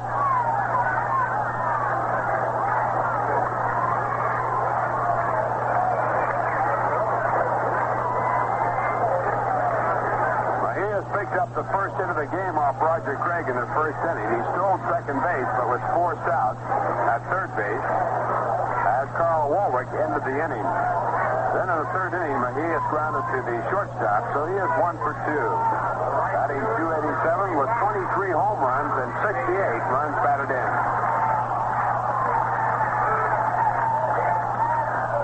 And Roger Craig with his first pitch to the right-hand batter outside. Low for ball 1. The curveball way outside. And Craig now behind 1-0 to Mejia. Nolan throwing in the bullpen for the Mets. They lead in the game 4-2.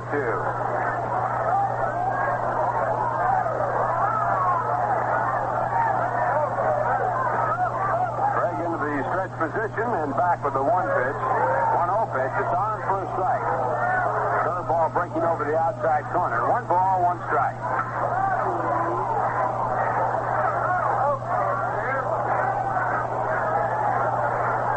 Infield back looking for the double play with 1 man out.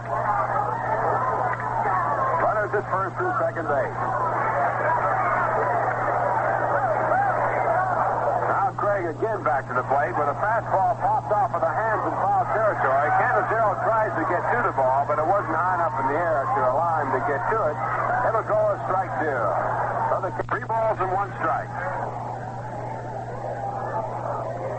And Craig now back on top and back to the plate. Low again. It's ball 4. That puts the tying run on at first base. Hunter Spangler goes down to first on Roger Craig's 3rd walk of the game. Bob moves down to second base, and Ramon Mejia steps into the batter's box.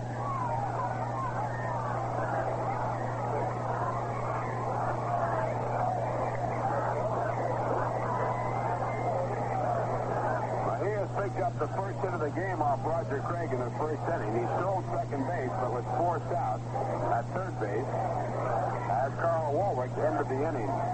Then in the 3rd inning, Mejia grounded to the shortstop, so he is 1 for 2. Batting .287 with 23 home runs and 68 runs batted in.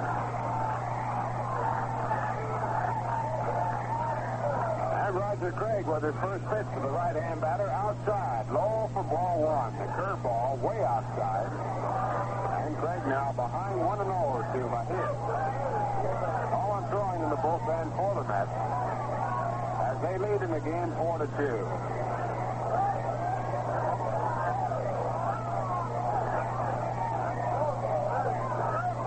Craig into the stretch position and back with the 1 pitch. 1-0 pitch. It's on for a strike. Curveball breaking over the outside corner. 1 ball, 1 strike.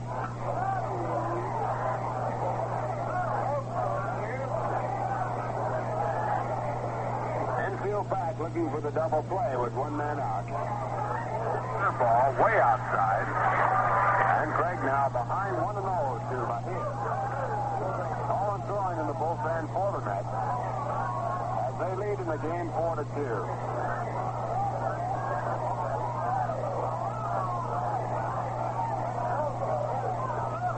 Craig into the stretch position and back with the 1 pitch. 1-0 pitch. It's on for a strike. Curveball breaking over the outside corner. 1 ball, 1 strike.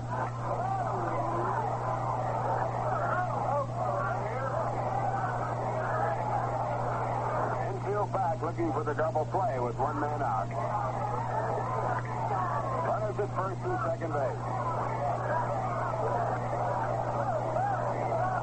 Now Craig again back to the plate with a fastball popped off of the hands in foul territory. Canizero tries to get to the ball, but it wasn't high enough in the air to allow him to get to it. It'll go as strike 2. So the count now 1 ball and 2 strikes. Roger Craig asking for the ball that was fouled off to be put back in play.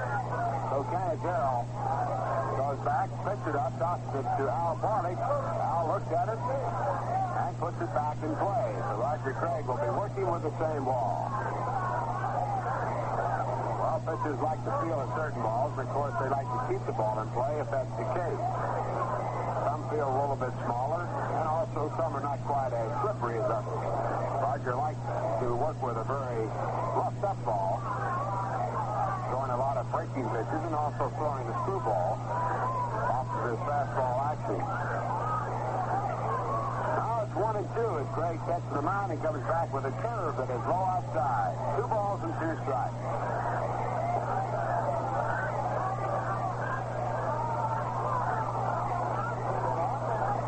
Bob Willis at second base, Al Spangler at first. And Roman Mejia is the batter. All men run well.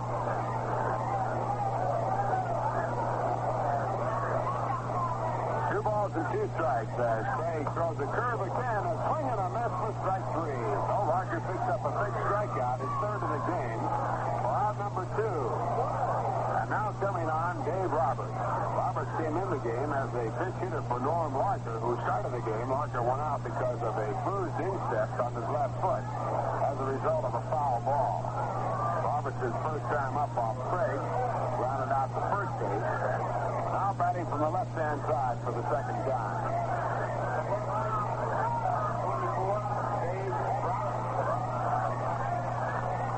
Two men out. Runners at first and second. Score 4-2 in favor of the Mets. And the first pitch to Roberts, a curve that's outside for ball one.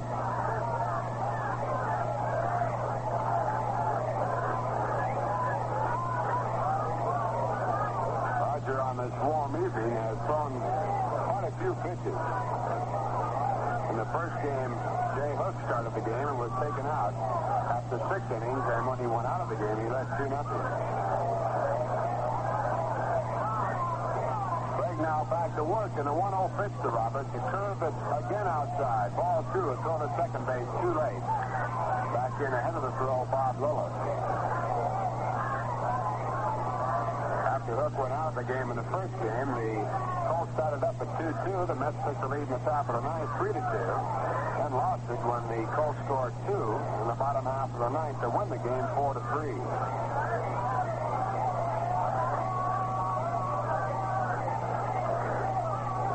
Craig now back on top and back to the plate. A curveball that's swung on and fouled down in the dirt. Count going to 2 balls and 1 strike.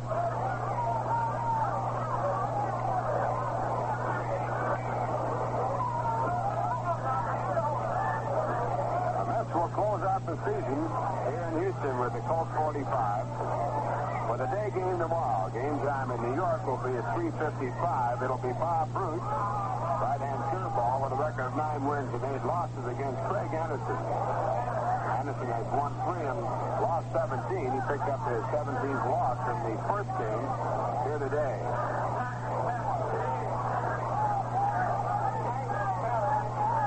Time in New York is 5:55. Stand corrected. It's 3:55 here, 5:55 in New York. And there's the next pitch to Roberts outside. A curveball. 3 balls and 1 strike.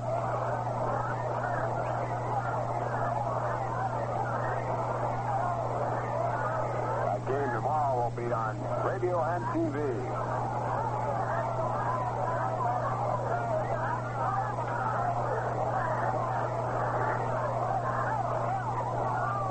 And 1 strike. Craig looking for the sign. Now sets on the mound. Runners at first and second. And the pitch back is a curveball hit high in the air to center field. Jim Hickman moving in, now waiting. And he makes the catch to retire the side. In the inning, no runs on 1 hit, no errors, a walk and 2 men left on, and the score at the end of 4 innings of play. The New York Mets 4, the Colt 45s 2. Now, once again, here's Bob Murphy to tell you about Milwaukee and Cincinnati and bring you up to date on the scores. All right, Ralph, the Milwaukee Braves will be in New York Monday night for their final appearance of the season in the Polo Grounds. And before the game on Monday night, to add to the enjoyment of the evening, there will be field events. Those of you planning to attend the game on Monday night, hope you're planning to come early so you won't miss any of the pregame activity. Remember, too, if you're driving in, the Yankee Stadium parking facilities will be available, as well as the parking locations in and around the Polo Grounds. A wheelbarrow contest, the coaches blindfold, spun around and then trying to locate home plate. A bungo hitting contest, catcher's accuracy throwing contest, and a relay throwing accuracy contest. That's on Monday night with the Braves in town. In other games, the Phillies beat the Braves 6-4.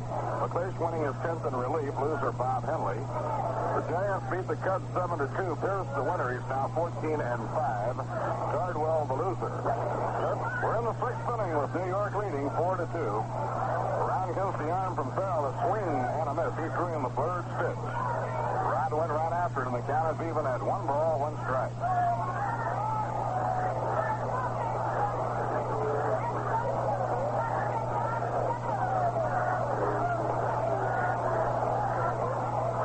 Are all even in the game. Each team was 7. New York with a 2-run lead.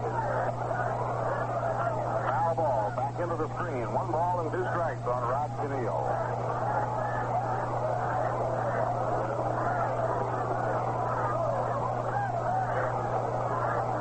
Rod Canneel and Jim Hickman, both rookies, have now both been up over 300 times this year. They've seen a lot of action.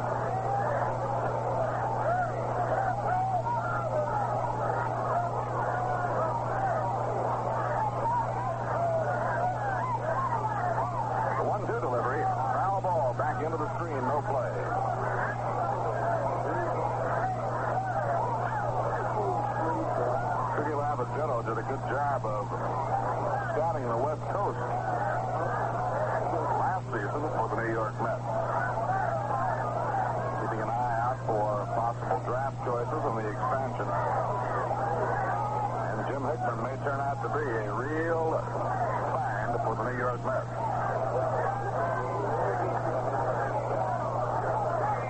Now Christopher takes his lead off first. The 1-2 pitch by Farrell. Strike call. The Blazer on the outside corner, and Keneal is called out. That's the 7th strikeout in the game for Farrell.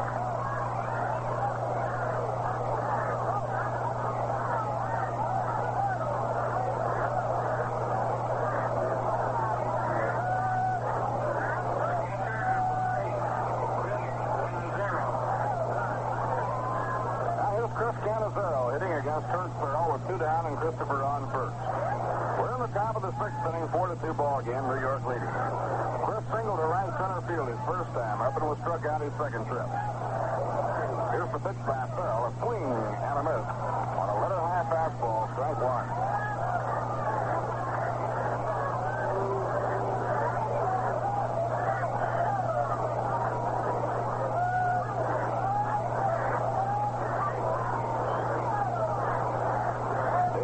Holding against the runner at first base.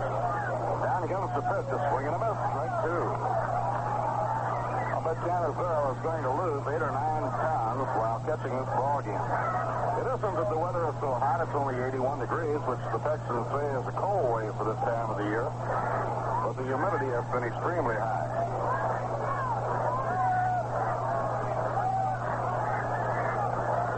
Jay Hook pitched 6 innings in the opening ball game and lost 9 pounds.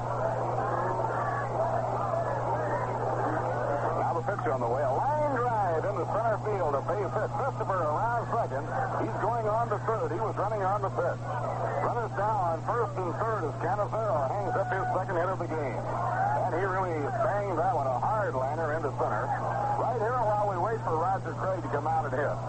We'll pause for station identification. 11:56. You get the news 5 minutes sooner on WABC New York. Temperature 64 degrees.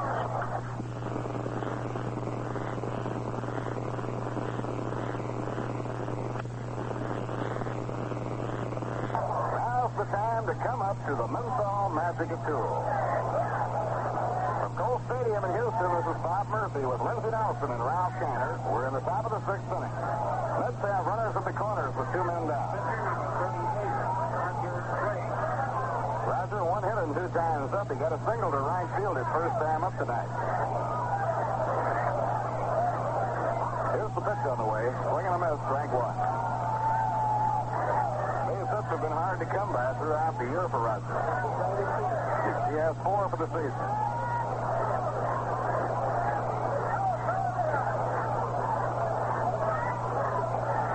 Now they get Bobby Tiefenauer up and throwing again on the Houston bullpen.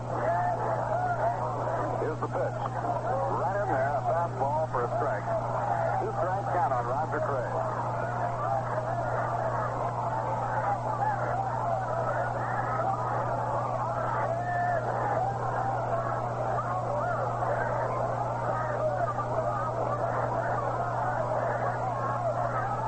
Now the 2-strike delivery. Outside of a delayed steal by Canizero. No throw is made for him. The peg goes back to the mound.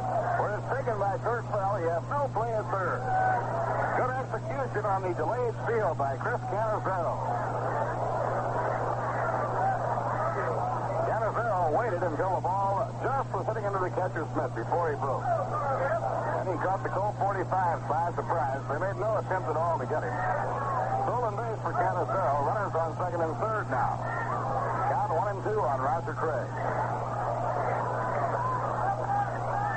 Farrell off the stretch. And the pitch thrown. It's in there for a called third strike. And that's the 8th strikeout in 6 innings for Kurt Farrell. No runs, 2 hits. No errors, 2 left on.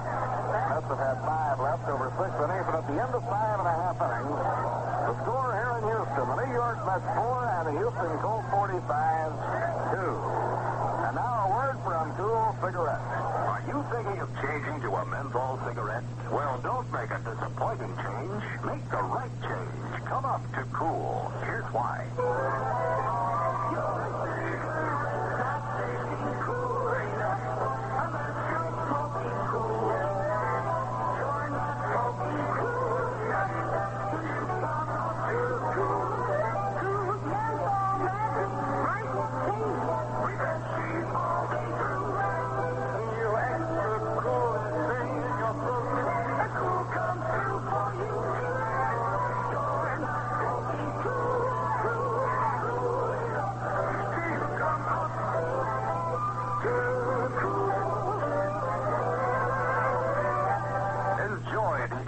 Coolness you feel in your throat when you smoke Cool. Enjoy that bright, clear taste all day long. Come up to Cool. Cool with the pure white filter or Cool without filter. Please report to the stadium office. In the last of the sixth inning, the leadoff hitter for the Houston Colt 45s will be Joey Amalfitano.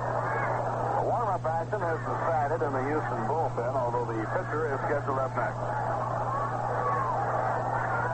Amalfitano has flied to left and struck out. Joey is 0 for 2 in the game. Amalfitano hitting at 232, bats right-handed. That's playing straight away in the infield, straight away in the outfield. It's thrown by Craig, a grounder, hits it short. Quick hop played by Elio to fake to first in time. And Amalfitano erased. Elio Saccone to Miles Thornberry. One away and nobody on now, and the pitcher is scheduled up and he'll be hitting. Farrell has real good power, but he can get a hold of one.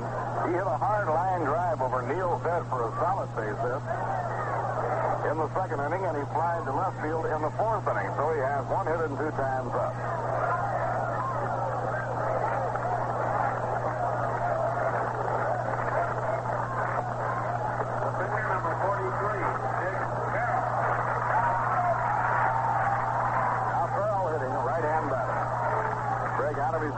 Down comes his pitch. A high fly hits east to left field. This one is way back. It's right. It is up. It is up.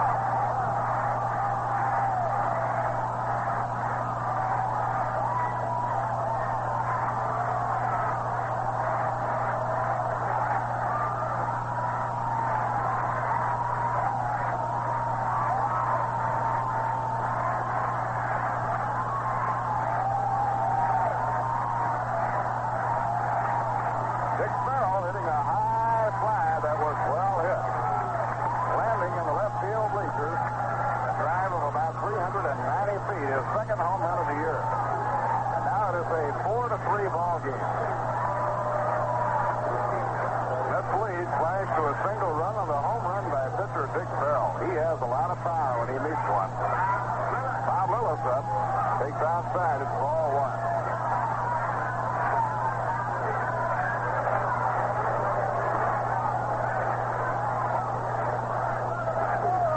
Next pitch by Roger Craig, a smash on the ground towards second. Fielded back to Neal. He takes to Thornberry, getting Bobby Lillis 2 down. 2 outs now in the last half of the sixth inning, and the hitter will be Al Spangler.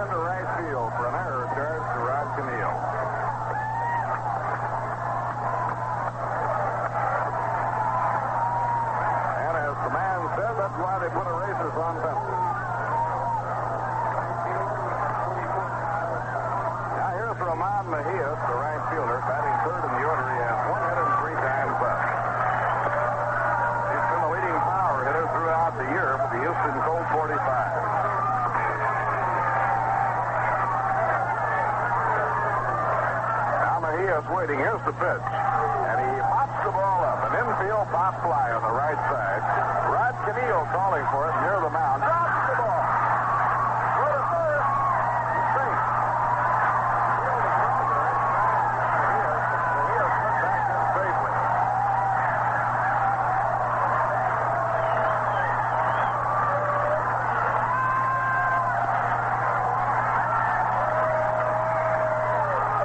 An error charged to Rod Canillo. A high, what appeared to be easy infield pop fly.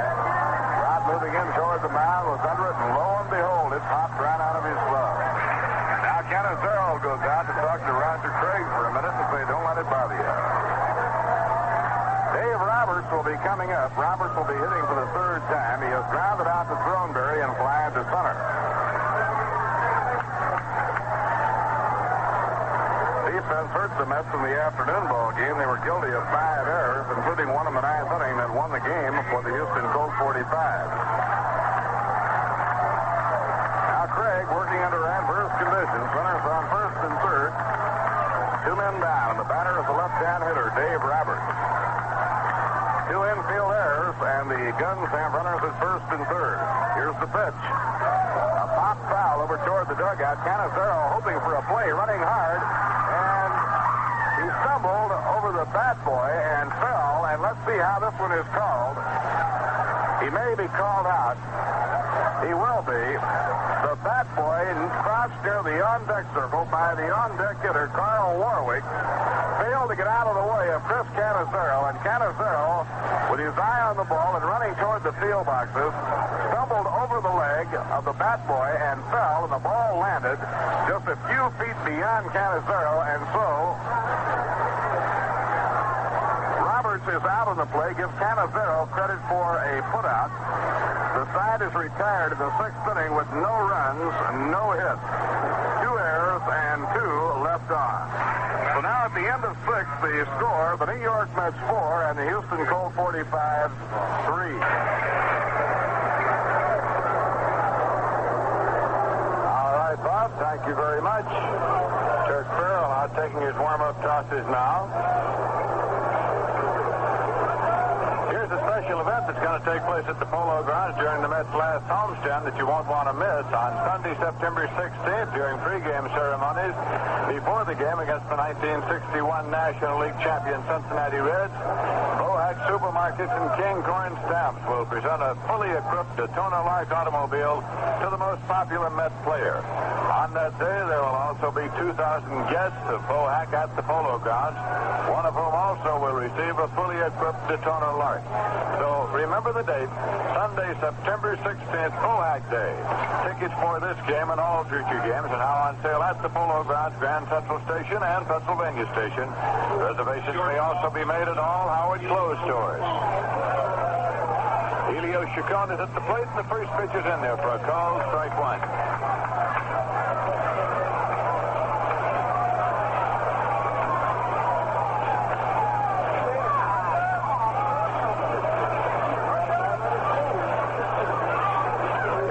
And it's blown away for a ball. It's 1-1.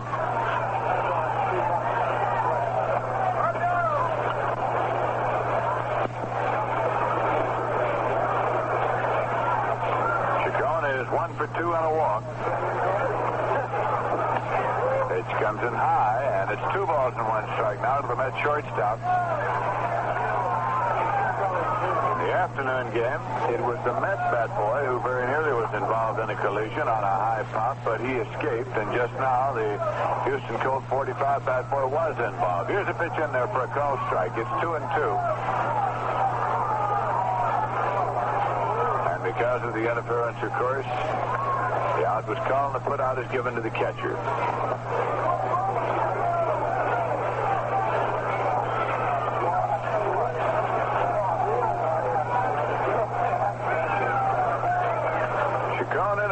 For the 2-2 pitch.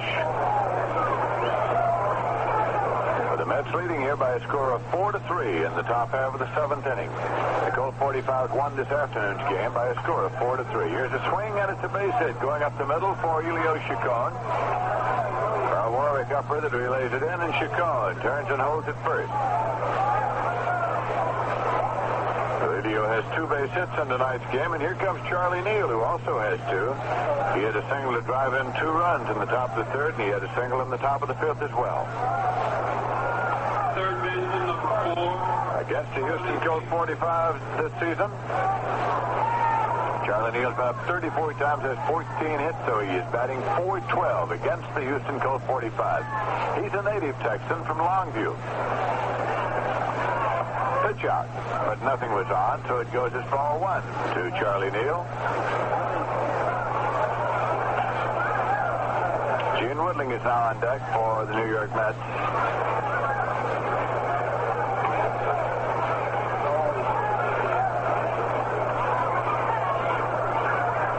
Up and into the stretch. Chacon leads at first, and here's the pitch to Neal. Swung, and it's a high hopper down the third baseline. Taken by the catcher, and the throw on to first, not in time. He's safe, and Chacon holds at second. Hal Smith out there to make the play on the ball. Wheeled and through to first, but not in time to get Neal as he beat it out for another base hit. Chacon holding at second base. Total 7,678. Official league pay 6,568.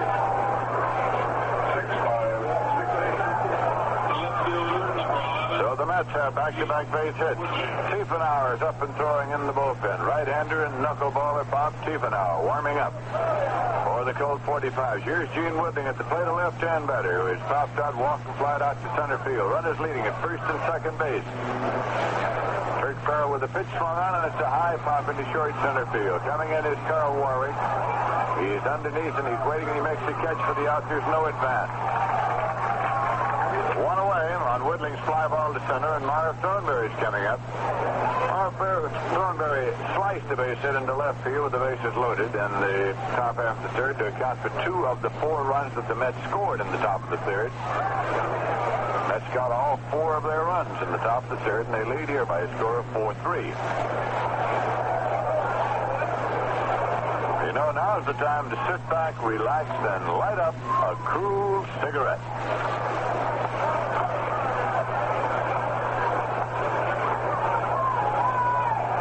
Chacon leads at second. Charlie Neal leads at first. Here's a throw to second, and he's out at second base. They got Chacon. Chacon has been picked off as Bob Lillich, the shortstop, got in behind him. So the pickoff goes 1-6.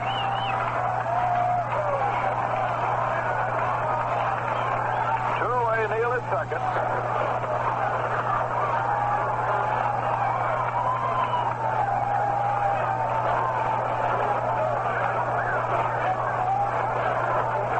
Takes the pressure off Kirk Farrell right here.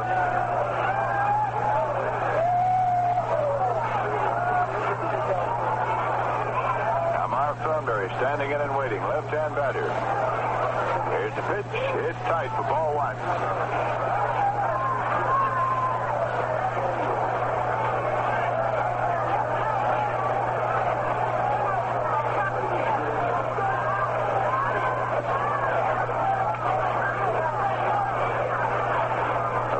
Bob Miller's throwing in the bullpen for the Mets. It's a swing and a miss. 1-1 count to Thornberry. Rick Hersher also is throwing to Sammy Taylor in the bullpen.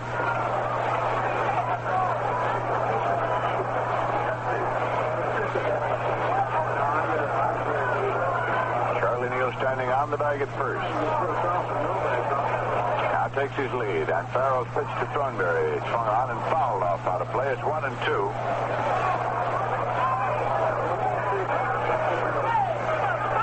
Game of the series tomorrow, and it will be the final appearance of the New York Mets here in Houston, Texas this season. We'll be on the air at 5:55 p.m. New York time. Game time is 6 p.m. New York time. That's 4 p.m. Houston time.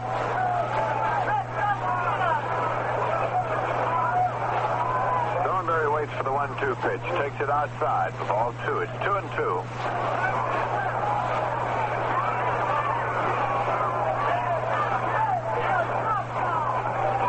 Houston Colt 45s won this afternoon's game by a score of 4-3 by scoring 2 runs with 2 men out in the bottom half of the 9th inning. Like to project it a little further, there were 2 strikes on the batter. Swing and a miss, and Farrell chalks up his 9th strikeout, getting Marv Thornberry. In the top half of the 7th, the New York Mets got no runs on 1 hit. 2 hits, I beg your pardon. No errors and 1 left. At the end of 6.5 innings of play, the score is the New York Mets 4 and the Houston Colt 45s 3. And now, here's a familiar tune well worth marching to.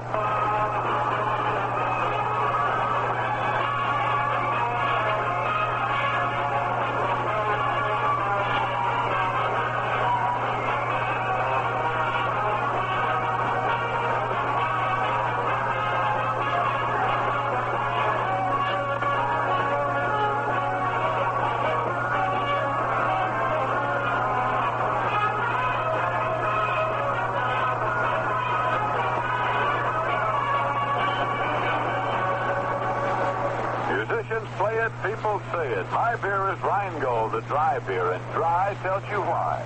Yes, sir, dry tells you Rheingold has a brisk, bright, clean taste all its own. Discover the difference dry makes. Pour yourself a tall, refreshing glass of Rheingold Extra Dry. Enjoy it, along with the ball game. Now for the New York Mets, Rick Hersher has gone into left field in place of Gene Woodley. Now playing left field for the Mets, number 6, Rick Hersher. So if you're keeping a scorecard, Hersher will bat 3rd in place of Gene Woodley.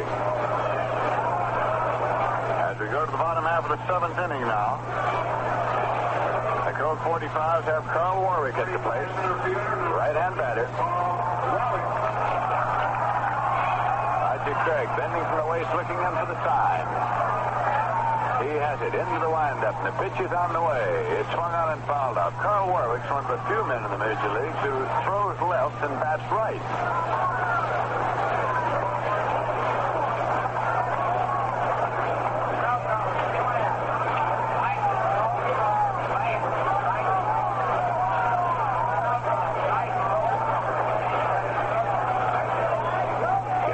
Craig works the pitch, and it's inside for ball. It's 1-1. The official paid attendance here tonight, 6,568. Total attendance in the ballpark, 7,678. There's a pitch, low and outside, and coming all the way back to the screen. It's 2 balls and 1 strike.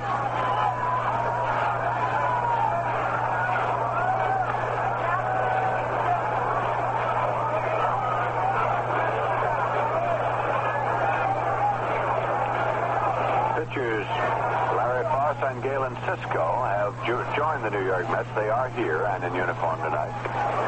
There's a pitch low for a ball. It's 3-1. Sherman Jones has been here in uniform for this entire series.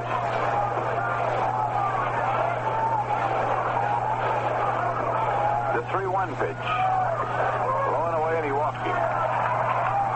So the Colt 45s open up. The bottom half of the 7th.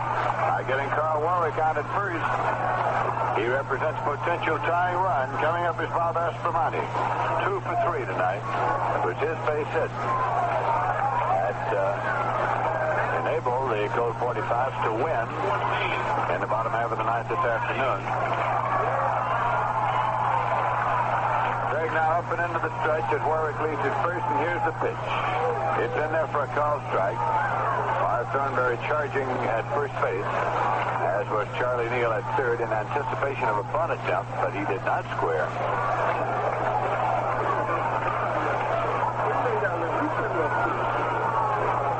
Lum Harris coaching at third, running the strategy department of the Houston Colt 45. There's a pitch out. Thought something might be on it, wasn't. It's 1-1. Tomorrow will be Bruce versus Craig Anderson.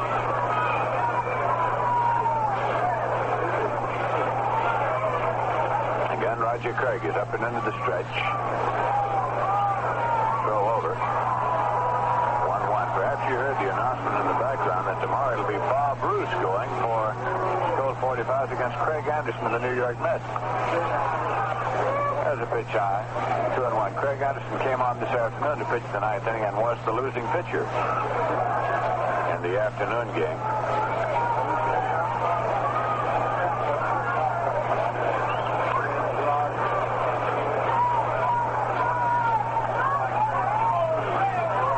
Craig again is looking for the sign. Now wants to start the series all over again. Now he has a sign. There's a throw over. Warwick back safely.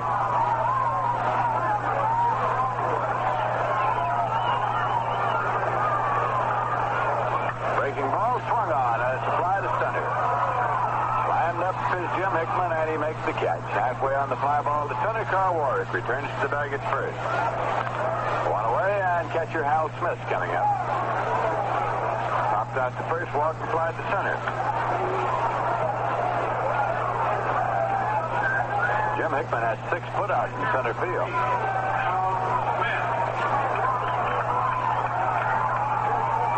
He's a right-hand batter. Had a home run this afternoon.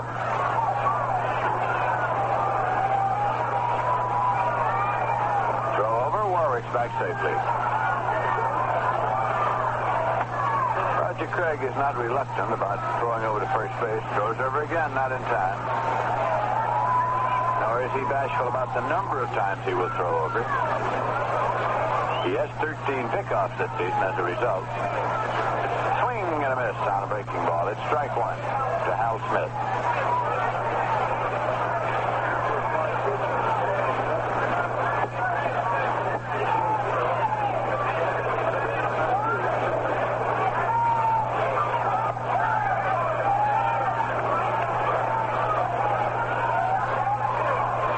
Pitch is low and away.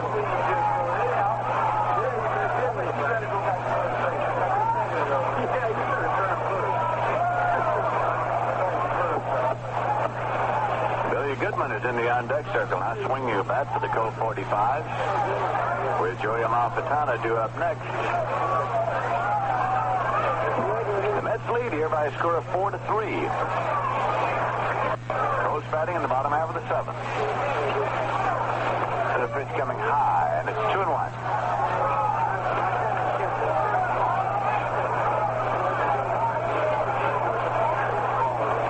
It began to rain early this morning here in Houston and rained throughout the morning. Rained hard at that. However, there's been no difficulty in getting these 2 ball games in. Craig steps off the rubber. Warwick shortens up at first base.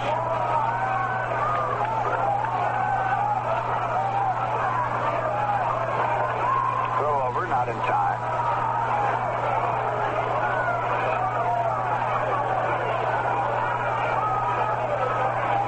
Again, a throw over. Warwick back safely.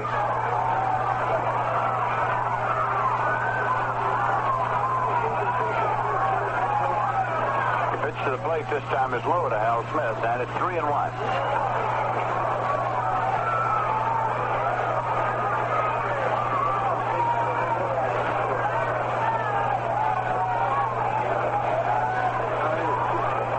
Craig takes just a moment now before getting ready for the next pitch. Up and into the stretch. Here's a 3-1 pitch. In there for a call, strike 2. It's 3-2. One man out. Warwick the runner at first base.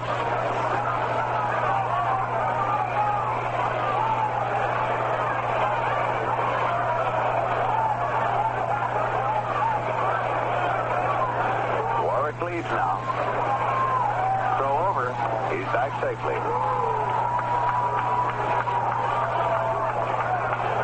Again, he takes his lead. He's running. Pitch is swung on and popped up down toward third. Canizero now has called, and Chris Canizero makes the catch in foul territory with Neil Wright there. Roger Craig making the call.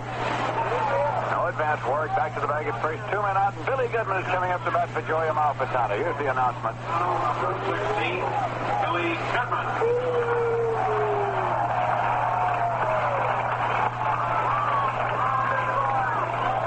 Goodman, left-hand batter, one-time batting champion of the American League. Last year with the Chicago White Sox, picked up by the Houston Colt 45s as a free agent this year.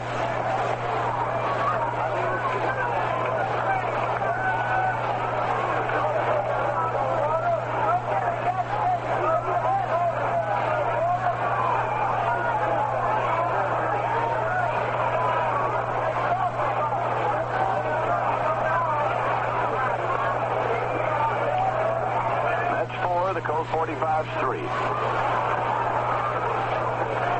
Craig up and into the stretch. Warwick leads at first. And here's the pitch to Goodman. It's low for ball 1.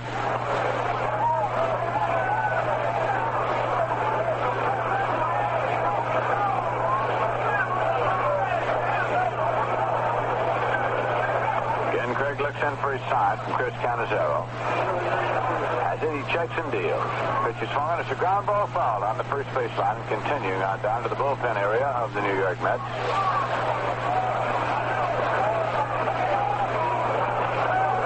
1-1 to Goodman.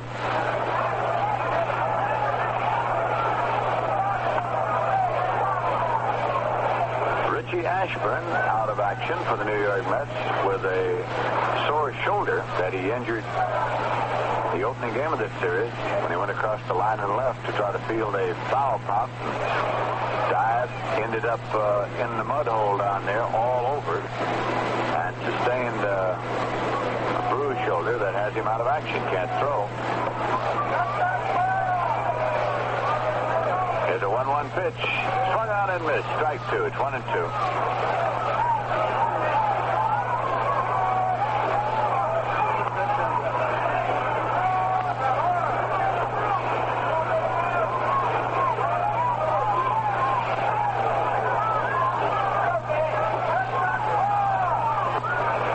Craig's getting a sign.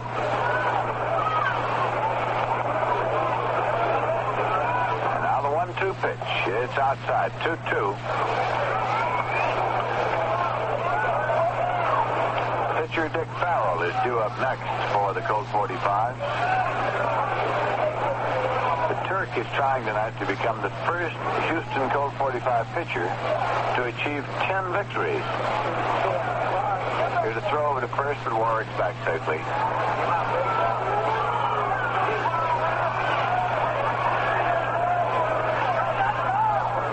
Here's a swing and a drive out into right center field. It's going to drop in there for a base hit. Hickman slips down. The ball goes by. Rounding third and coming out home now. It's Carl Warwick, and he scores. It's a tie ball game. Moving on to second base.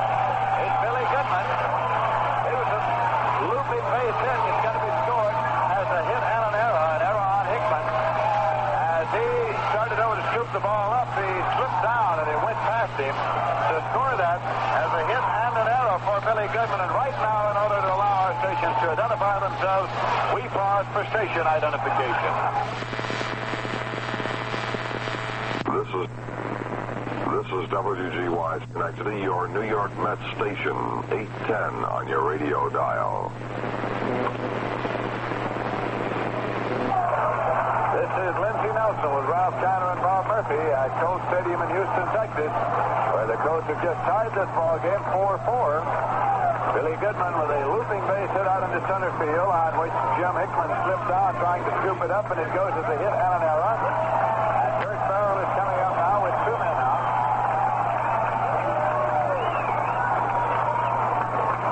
Billy Goodman leads off the bag at second. Greg looking in for a sign.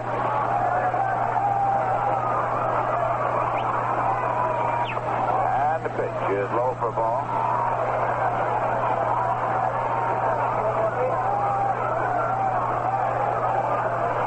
Colts scored first in this ball game, and they got a run in the bottom of the second. But in the top of the third, the Mets battled back and got 4 big ones. Colts got 1 in the bottom of the third inning.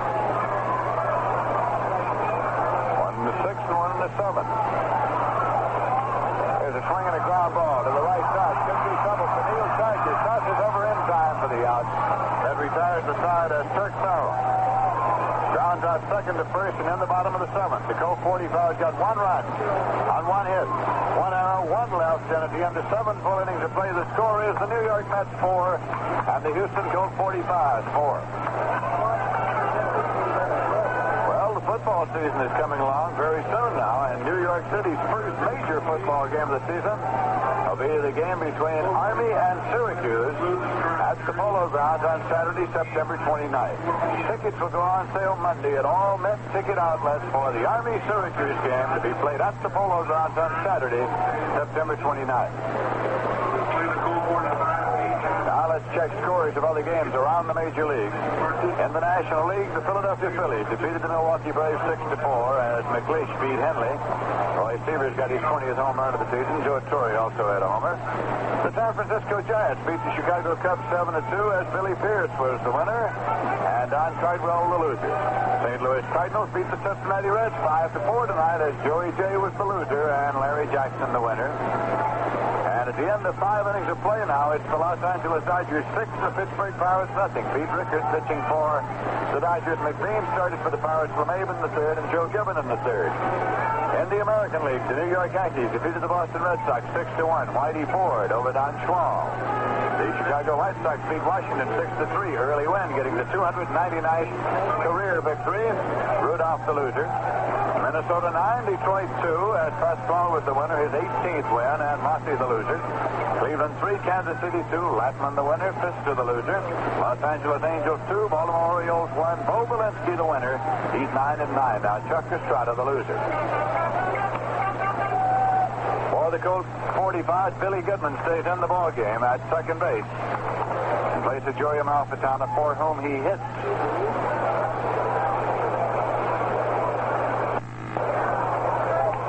The New York Mets here in the top half of the 8th inning will send up Jim Hickman. He is nothing for 3 tonight. Center fielder number 9, Jim Hickman. Here's a special announcement for all New York Mets fans. Fan Appreciation Day will be held at the Polo Grounds on Sunday, September 23rd.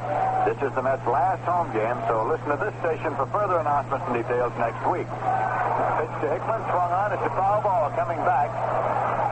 And it is going into the stand and out of play. Third baseman Rob Escamani gave it a run, but it's out of play.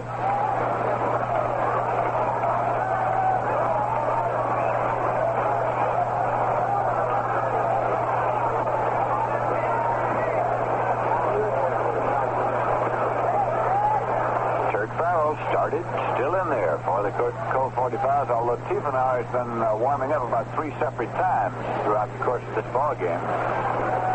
Here's a pitch low. It's 1-1. Joe Christopher's on deck for the Mets, batting here in the top half of the 8th inning. This pitch is swung on. It's a high fly ball deep to left field. It is sending Al Spangler way back there. And this one is off the wall. Hickman moves on to second base and holds up there as Spangler was there, and so was Carl Warwick, but ball bounced against the wall and they played it right off of the wall, in the air and on in, but Hickman is standing on second with a double as it hit above the head of Al Spangler out there on the wall in left center field, so scored as a double for Jim Hickman. And that will bring up Joe Christopher. Score tied here, 4-4. That was the 11th hit for the Mets off Dick Farrell in this ballgame. And again, knuckleballer Bob Tiefenauer is up and throwing in the bullpen for the Colt 45.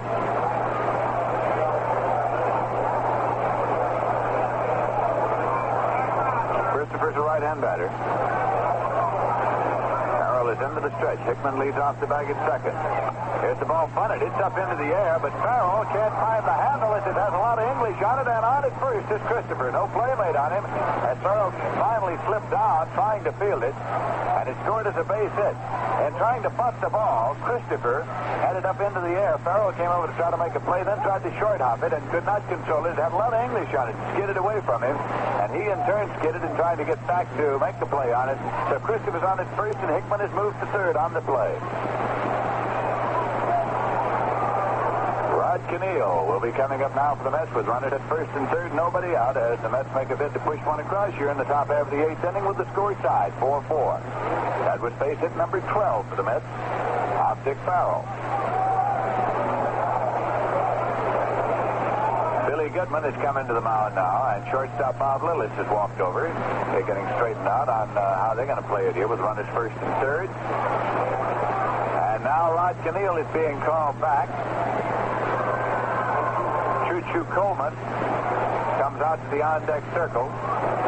Chris Canizero walks over to say a word to Coach Salihimas at first base. Keneal goes all the way back into the dugout. Choo-Choo Coleman swinging back and coming up to bat for Keneal. Keneal, number 17, Ron Coleman. The manager, Casey Stengel, has gone to his bench here in an effort to get a run across in the top half of the 8th inning.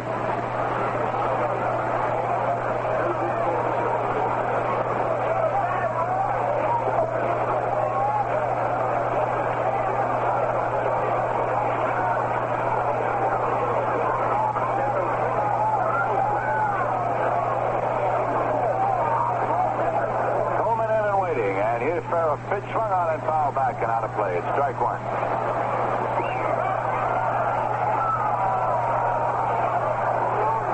Felix Mantilla is loosening up down in the bullpen area of the New York Mets now.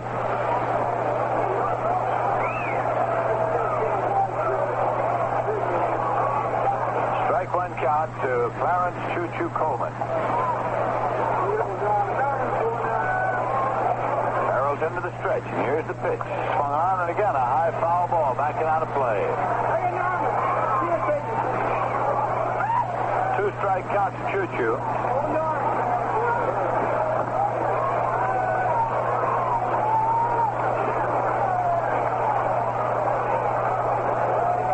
Merrill looks around the outfield. Wind blowing out toward left.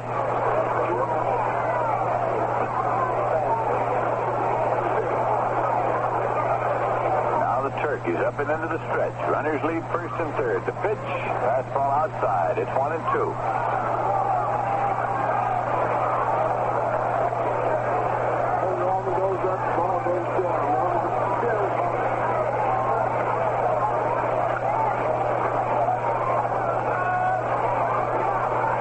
Choo-Choo swinging that bat. Standing in and waiting. Now he steps out of the batter's box. Comes back in. Turk Farrell into the stretch.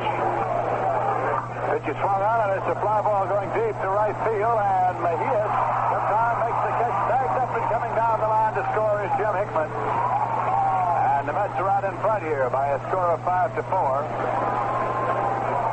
Ball was hit on the button out into right field. Mejias skidded a couple of steps just as he got to the ball, but managed to control himself enough to make the catch.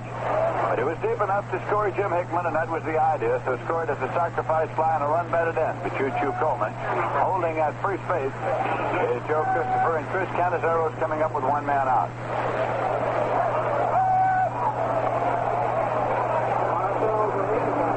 Mets 5 and the Colt 45s 4.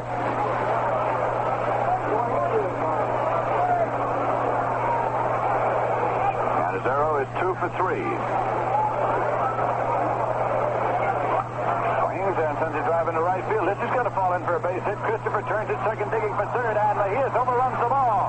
Christopher slides into third, and the throw instead comes to the plate all the way. And on the throw-in, Canizero moves to second. Runners at second and third. Score that as an error on Mejias. Scored as an error on Mejias. A single and an error gives the Mets runners at second and third with one man out, and that is Chris Canizero's third base hit of this game. Roger Craig coming out of the dugout now and coming on up here for the Mets.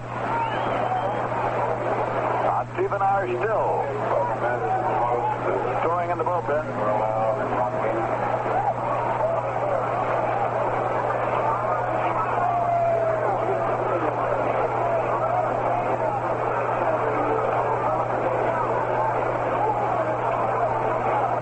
The Mets have 13 hits off Turk Farrell.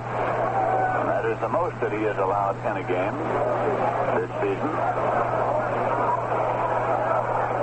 Time call here as coach Cookie Labagetta has called Roger Craig down to talk to him to see what they're going to do here. There's one man out.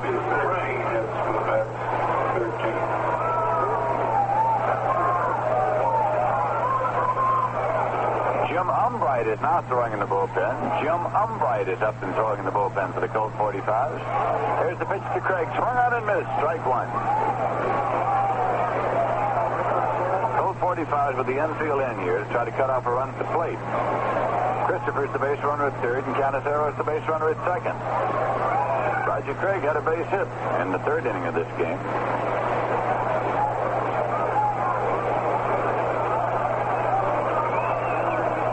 Derek Farrell working straight away.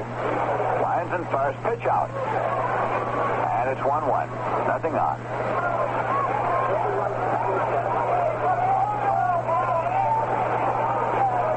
Colt 45s gambling on a pitch out that the Mets just might have a play on. Trying to squeeze a run home, perhaps. But it didn't turn out that way, and the count is 1 ball and 1 strike. Pitch is swung on. It's a high pop up over the plate. It's in foul territory. Now coming back is catcher Hal Smith. He has a play, makes the catch and runs it back to the area of home plate to prevent any advance. Two-away, Craig is fouled out to the catcher. Now Helio Chacon is coming up. Runners second and third, 2 men out. The Mets 5 and the Colts 4.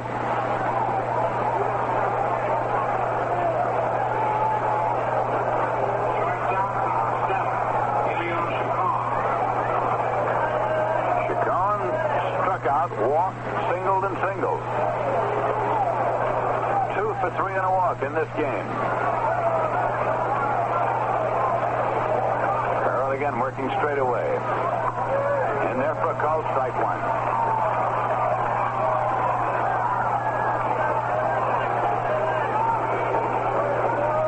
We're in the top half of the 8th inning.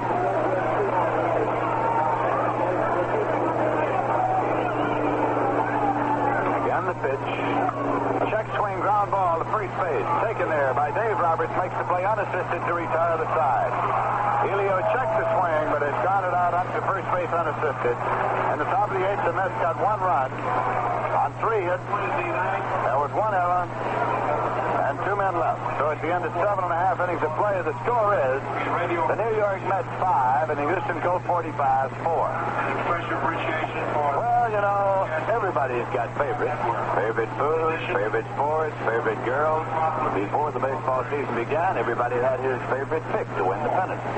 And now all over New York, people are talking about their favorite candidate for Miss Rheingold 1963.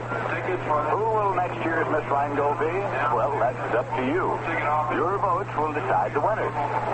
So next time you're ordering Rheingold Extra Dry at any one of the 45,000 stores and taverns that sell New York's favorite beer, drop in a vote or 2 for your favorite candidate at the familiar Rheingold ballot box. No matter who your favorite is, Prue, Chris, Loretta, Beverly, Eileen, or Carol, enjoy a glass of Rheingold Extra Dry, the one beer that year after year has been the chosen favorite of New Yorkers.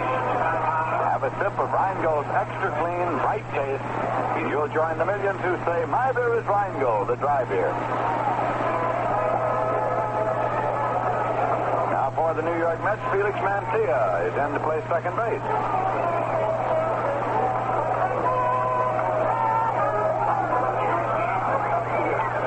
Leading off for the Colt 45s, top of the batting order, shortstop Bob Lillis. Slide to center, double single, and grounded out second to first.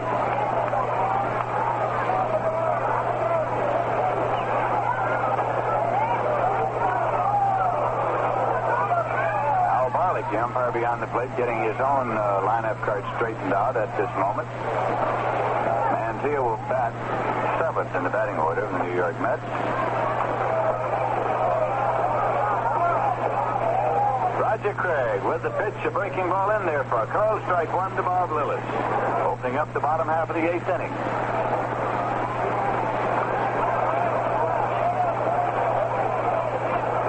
Again the pitch, swung on and lined out in the left center field, in there for a base hit. Jim Hickman scoops it up, relays it in, turning and holding at first is Lillis with his 3rd base hit of the night. He represents potential tying run with nobody out. Al Spangler's coming up. Slide to right, struck out, walked, and was on Camille Zera. Camille had successive errors in the bottom half of the 6th inning. One on Spangler and one on Mejia.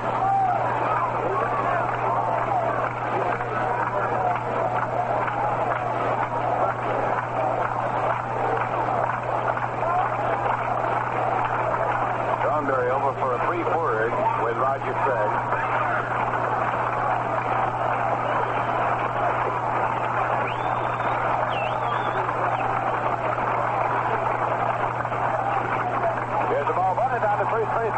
Roger Craig will have to go to first where Mantilla covers. The sacrifice successfully executed has moved Lillis to second. Spangler has gone on 1-4 if you're scoring on the sacrifice.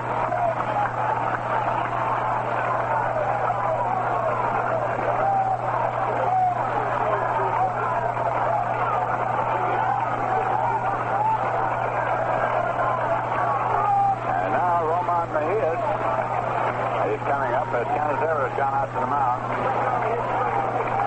And for the New York Mets, Larry Foss is throwing in the bullpen. Larry Foss, recently acquired from the Pirate organization. He had been at Asheville. Is warming up in the bullpen. Foss is a right-hander.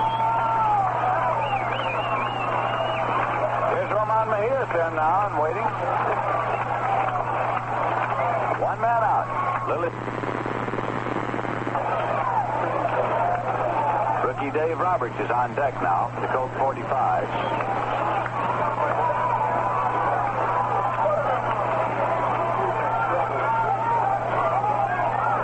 Craig checks and deals. Pitch is swung on and missed. 1-1 to Mejias.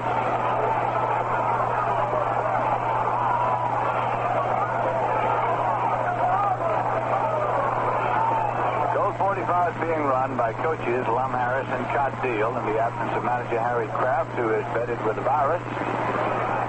Last year, when Paul Richards left the Baltimore Orioles before the end of the season, Lum Harris took over there as temporary manager. Now, the 1-1 pitch. Swung on and full foul down past Harris. The coaches box at third. 1-2 to Mejias.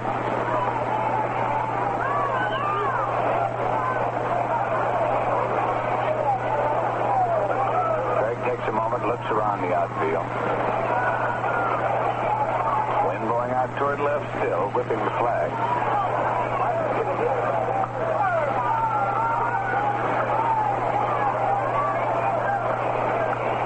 Roger looks in for a sign. Has one now. Here's the 1-2 pitch. It's in there for a call. Strike three. Got him looking. And for Roger Craig, his fourth strikeout of this ball game. A big one. With two men out and a runner at second, Dave Robbins is coming up. Robbins came in place of Norm Larker early in the ball game. He has himself been up 3 times without a hit. He came up to hit for Larker in the bottom half of the third inning. 24, Dave Robbins. Norm Larker fouled the ball off his foot and sustained the bruise.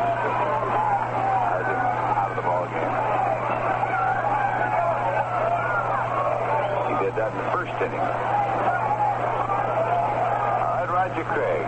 Into the set position. Here's the pitch to the left-hand batter in there for a call. Strike one.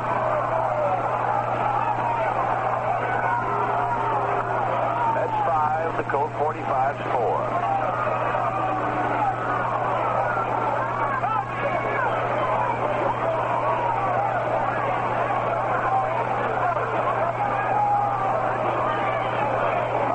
Leads at second base. Here's a pitch. Missing outside for ball. It's 1-1. Larry Foss still working in the bullpen for the Mets. Pirates had him in spring training with the big club, and this season he has been at Asheville in the Sally League. Record of 10-5.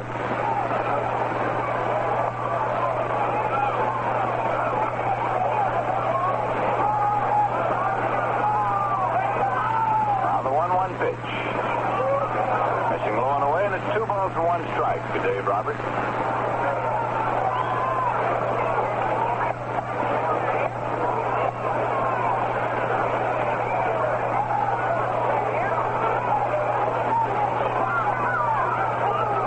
Roberts got his first major league hit here night before last, a double that beat the Pittsburgh Pirates. For the 2-1 pitch. It's on the way. Swung on and belted into right field for a base hit. Charged by Christopher. Rodney Curtis Lillis coming home. There'll be no play on him. As he comes across, puts the car around him. He's tied 5-5. Holding at first base is Dave Roberts with a single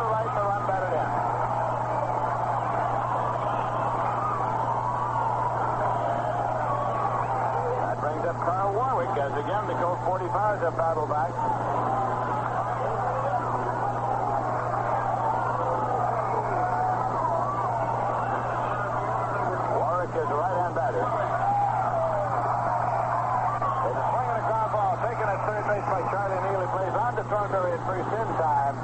The outset retired to side. So in the bottom half of the eighth, the Colt 45s are out with 1 run on 2 hits. No errors and 1 left. So at the end of 8 full innings of play, the score is the New York Mets 5 and the Houston Colt 45s 5. On Monday night, that'll be September 10th, the New York Mets will be in town at the Polo Grounds to take on the Milwaukee Braves. Will be led in by Warren Spahn, Lou Burdette, Joe Adcock, Eddie Matthews, and of course, Henry Aaron, one of the Major League's outstanding performers. The Colt 45s will be in for their, or rather the Milwaukee Braves will be in for their last appearance of this season. And before the ball game on Monday night, there will be field events, including relay throwing from the outfield for speed, bungo hitting for accuracy, catchers throwing into a barrel at second base, and a wheelbarrow contest between the coaches. A blindfolded wheelbarrow contest to see which coach is blindfolded can find home plate. That's on Monday night. Say, do you know why Rheingold tastes so good? Well, dry tells you why. It tells you that Rheingold is brewed the long, slow, costly way for a flavor that's brisk and bright and clean, clear through. But why not find that out for yourself? Enjoy a cold glass of Rheingold right now.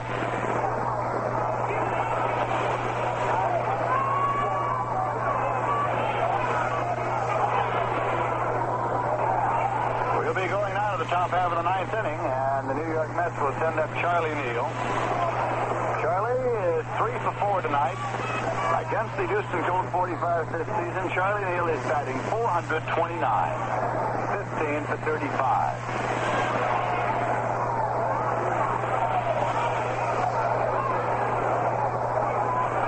Third baseman, number 4, Charlie Neal.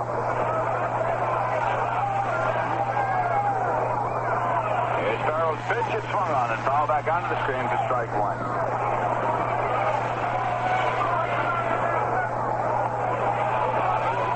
Colt 45 tied it in the bottom of the 7th. The Mets went ahead in the top of the 8th. Colt 45 have tied it again in the bottom of the 8th, so the Mets are trying to see what they can do in the top of the 9th. That pitch misses low. It's 1-1. Charlie Neal had a bases loaded single, driving 2 runs in the top half of the 3rd inning.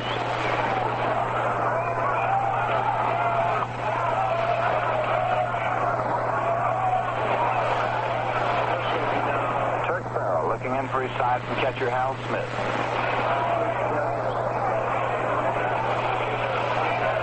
The pitch swung on and has a looping fly ball into right. Roman Mejias moves in underneath. He's waiting and he makes the catch for the out.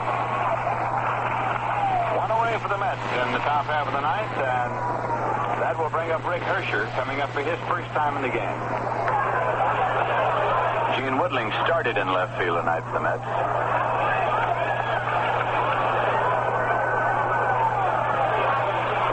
There's a pitch low and away for ball 1. Frank Thomas has not played in the ball game tonight.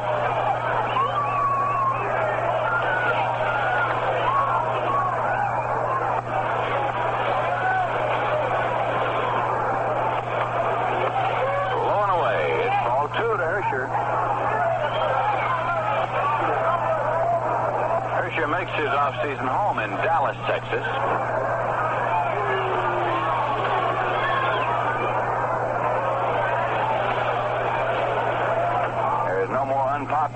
More certain way to become unpopular in Houston than to let it be known that you live in Dallas. Here's a pitch in there for a called strike. It's 2-1.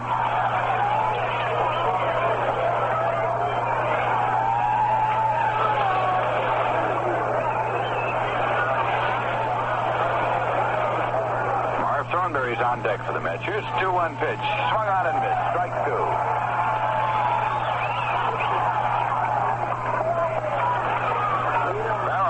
Struck out 9 in this ball game. His season's high is 12 strikeouts. It was a blazing fastball. He's always been pretty well up on the strikeout list. Here's 2-2 pitch. Swung on and has a fly ball to right. Roman Mejias will have a long run. He's coming on and he has it lined up now underneath and makes the catch. So O'Neill and Hersher have flied out to Mejia's two-away, and Marv Thornberry coming up. He had a bases-loaded single in the third to drive in 2 runs. Otherwise, he gets struck out, popped out, and struck out.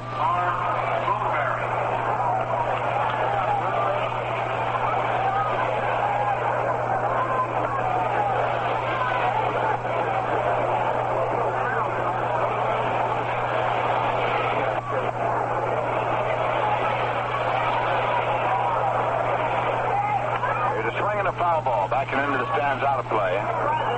Strike 1 is the count to Marv Thornberry. With Jim Hickman on deck for the Mets.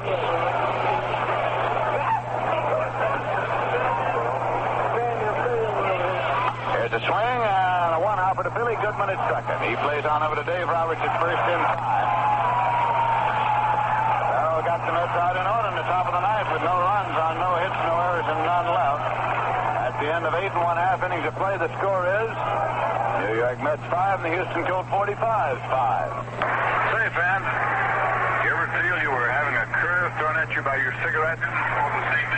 That brand you were smoking that tasted okay when you first smoked it, has it ever pulled a change up and begun to taste hot and dry? When that happens, it's time you made a change. A real change. It's time you came up to cool. Tell you something, a lot of smokers have found out. Your cigarette's not tasting cool enough till you come up to cool. You know why? It's because Cool's menthol magic actually brightens taste. It's refreshing all day through. You'll feel extra coolness in your throat all day long. Extra coolness no other cigarette can give you. Take it from me, I know, fans, now's the time to come all the way up to cool. Right now, signal the man with the cigarette tray. Get Cool Filter Kings or Cool without filter. Feel that extra coolness in your throat. Before we go to the bottom of the ninth, in order to allow our stations to identify themselves, we pause now for station identification.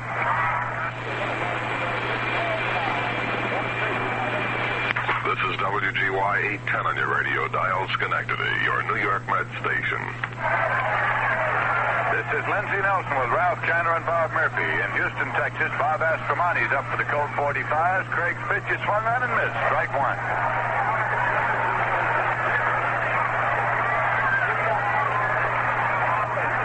In Los Angeles, with the Pirates batting in the top of the 7th, it's the Dodgers 6 and the Pirates nothing. Pete Rickard still going for the Dodgers.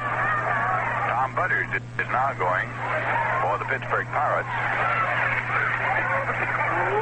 Here's the pitch low and away for ball 1. It's 1-1.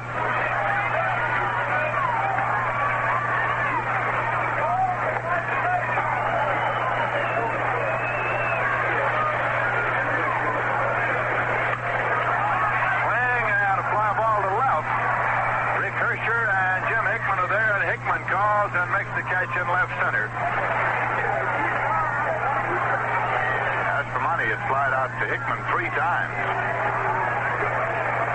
7 putouts for Jim Hickman tonight. 1 away, nobody on for the Colt 45. That brings up Hal Smith.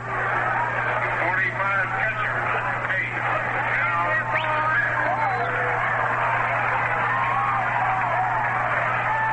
Smith is nothing for 3 and a walk tonight.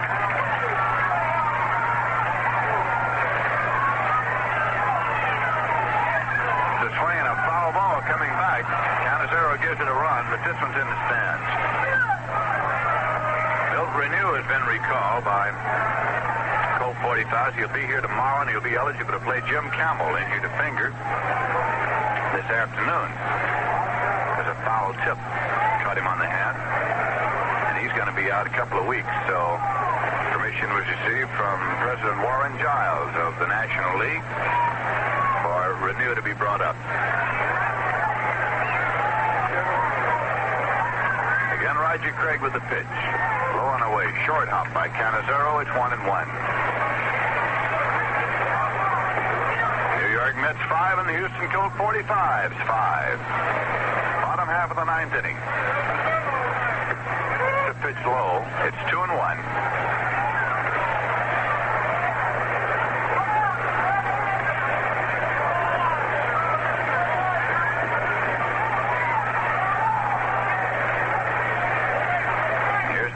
Pitch.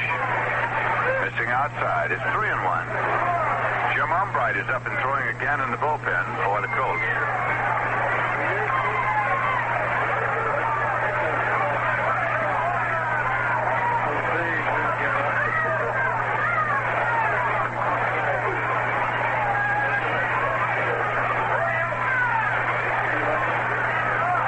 That pitch is low and away, and he walked him. So Hal Smith has drawn a walk. That is the fifth walk given up by Roger Craig. Gives the Colt 45s a base runner here in the bottom of the ninth with one man out. And Billy Goodman's coming up.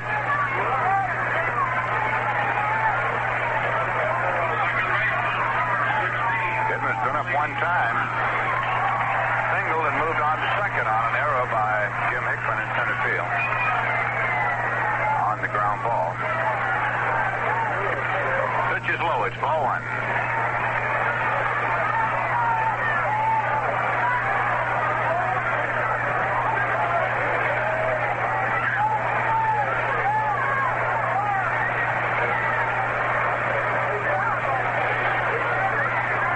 Craig peering in for a sign.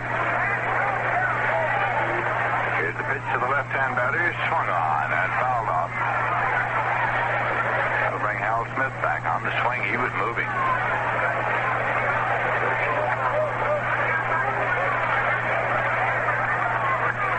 In the afternoon game, the Colt 45s came to the bottom half of the ninth inning, trailing by one run, and they pulled it out with 2 runs in the bottom of the ninth, winning 4-3. Here, they're all even, 5-5 in the bottom of the ninth. The Mets, of course, now trying to take the game into extra innings. Craig steps off the rubber as Stoneberry moves over to the bag. Now pitch to the plate, swung on, and has a fly ball to the left center field. Again, Hickman is called, and he makes the catch. Advance by Hal Smith, who returns to the bag at first. 8 putouts for Jim Hickman in center field. And Turk Farrell is due up, but Johnny Temple's got a bat for him here in the bottom half of the ninth inning. Temple batting for Turk Farrell.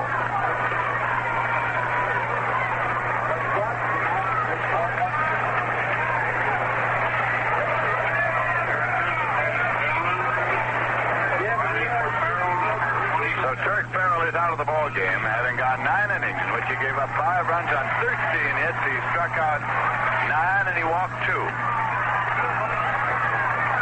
Pitch to Temple is in there for a called strike. 2 men out and a runner at first base. Score tied, 5-5.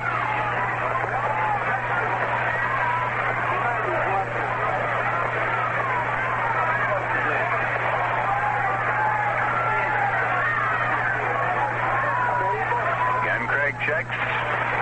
Here's the pitch swung on, and it's popped up off the line at third and given a run by Charlie Neal, but it's in the stands now to play. The 8 putouts by Jim Hickman in center field tonight has tied the Major League record that was set by Mike Donlin of the New York Giants on October 13th, 1905, and by Ed Roush of the Cincinnati Reds on October 1st, 1919. So Jim Hickman has tied that Major League record here tonight with 8 putouts in center field.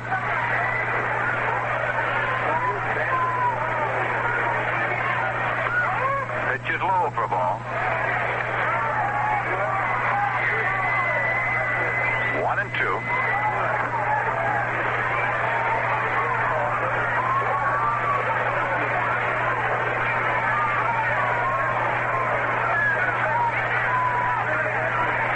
Temple in and waiting. Here's the 1-2 pitch. In there for a called strike 3. A breaking ball, and he took it. So for Roger Craig, that is his 5th strikeout. Gets him out of the inning, and we'll be going into extra innings here. In the bottom half of the ninth, the Colt 45s got no runs on no hits, no errors, and 1 left. And so at the end of 9 full innings of play, the score is the New York Mets 5 and the Houston Colt 45s 5. Well, the San Francisco Giants won their ball game this afternoon. The Cincinnati Reds have lost their game tonight. The Los Angeles Dodgers are leading in their ball game tonight as the National League pennant race is really tightened up here as we're in the last month of play. The Cincinnati Reds will be at the Polo Grounds on Friday night, September 14th, Saturday afternoon, September 15th, Sunday afternoon, September 16th. It'll be the final appearance of the Cincinnati Reds. They are the defending National League champions, making their final trip into the Polo Grounds. So we hope you'll be on hand. We're going to be going here to the top half of the 10th inning. And the New York Mets are going to be sending up Jim Hickman, Joe Christopher, and Felix Mancia.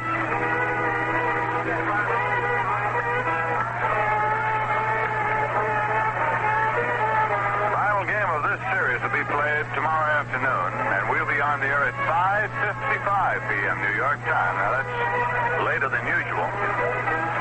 Starting time is 4 p.m. Here in Houston, that's 6 p.m. in New York.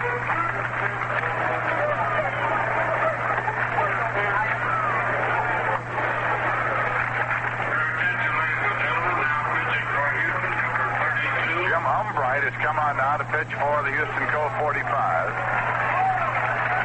Right-hander Jim Umbright, one time the property of the Pittsburgh Pirates. Coming on in relief here. As Farrell pitched 9 innings, gave up 5 runs on 13 hits, struck out 9 and walked 2. Here's Jim Hickman. He had a double last time up off the left field wall. Umbright's pitch is in there for a called strike.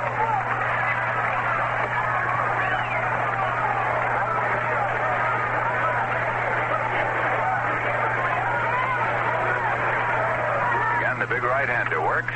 The pitch is swung on. It's a ground ball. Fielded deep at third by Aspermani. The throw over to first. In time, he got him.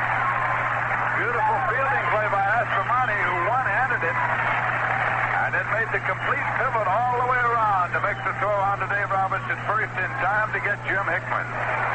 One away for the Mets in the top half of the 10th. And that's going to bring up Joe Christopher. Jim Umbright last year was with the St. Louis Cardinals and with Charleston in the International League. No record with the Cardinals. He won 10 and lost 2 at Charleston last year. Here's a swing and a comebacker to Umbright. Throws on over to first to Roberts in time. 2 away, nobody on. And bring up Felix Mancia for the Mets.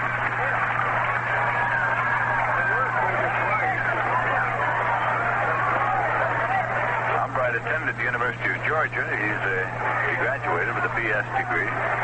Started as an infielder.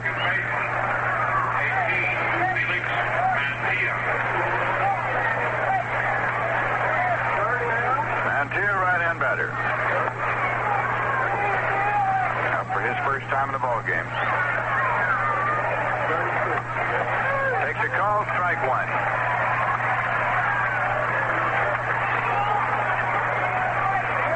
The Mets 5 and the Houston Colt 45s 5.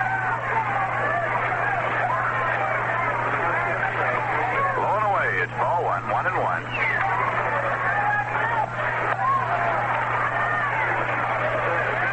The games are not likely to be much more closely contested than have been those between the New York Mets and the Colt 45s this season. Here's a 1-1 pitch. Swung out and missed. He took a ripple at that one.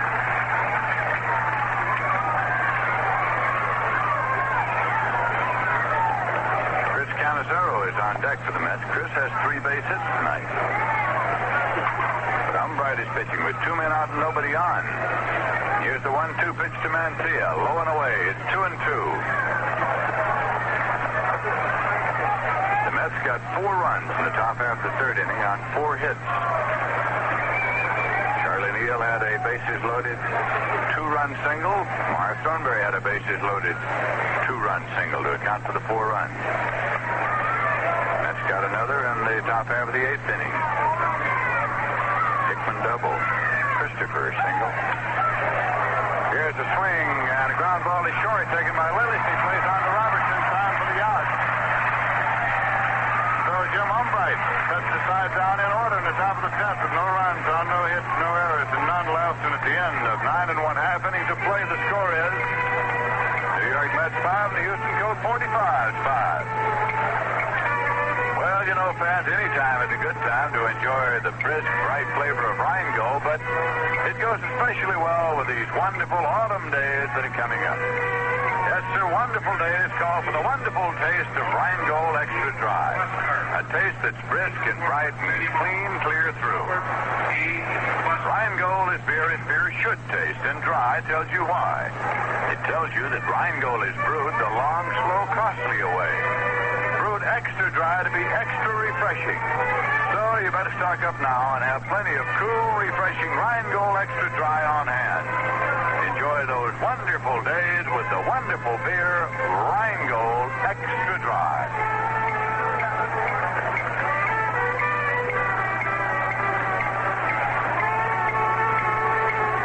We're going now to the bottom half of the 10th inning. Roger Craig still on the mound for the New York Mets. He started, he's come all the way.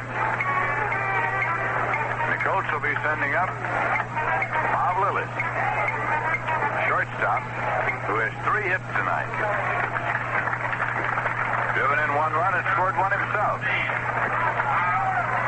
Lillis, one time the property of the Dodgers.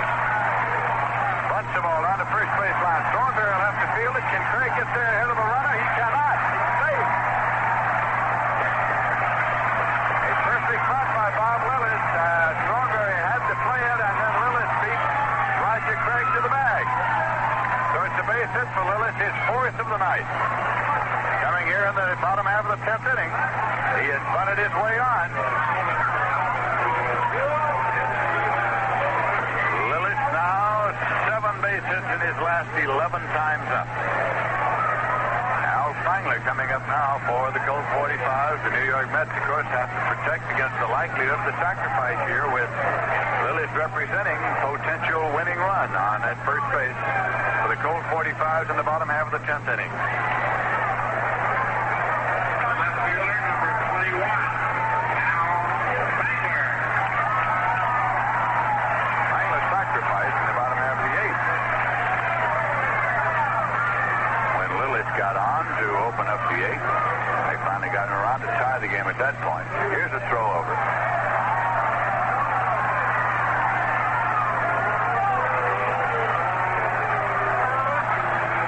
Craig again into the stretch. The pitch is a pitch out, and it's ball 1. Spangler has started squaring around for the sacrifice.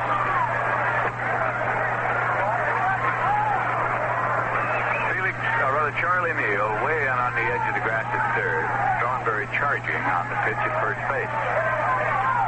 It's bunted down to first base line. Thornberry takes it. He'll go to first where Mancia covers. He's out. The sacrifice is executed, moving Lillis to second base.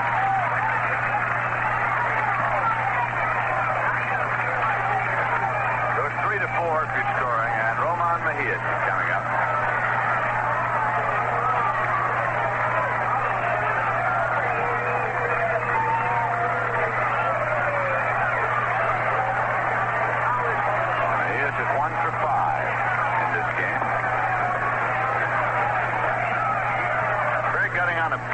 In the bottom half of the 8th inning. In a situation similar to this,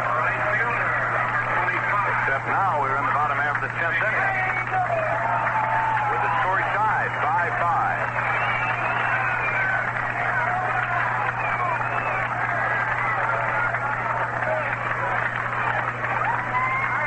Roger Craig into the stretch, and the pitch blowing away for ball 1.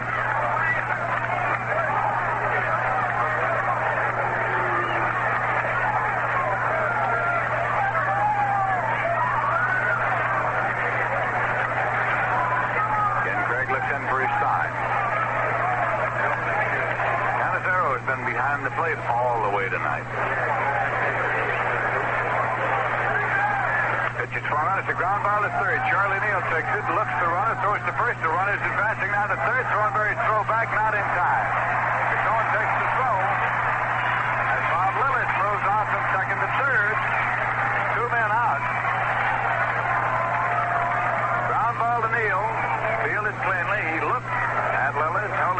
momentarily fired on to first, but the minute he did, Lillis headed to third, Thornberry's throw back across the mound to Chacon, covering the bag was not in time.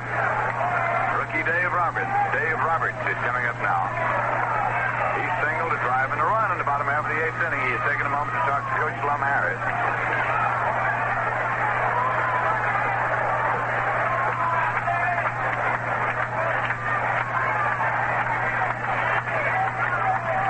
Roberts standing just outside the batter's box. He's a left-hand batter. In Los Angeles, the Dodgers are batting in the bottom half of the eighth, leading the Pirates by a score of 6-1. 24, Dave Roberts. There's a pitch in there for a called strike.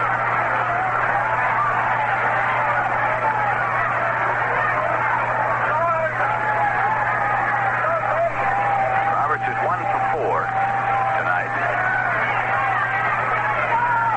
Lillis leads off the bag at third. Roger Craig works for the windup. And the pitch is low for ball one. It's 1-1.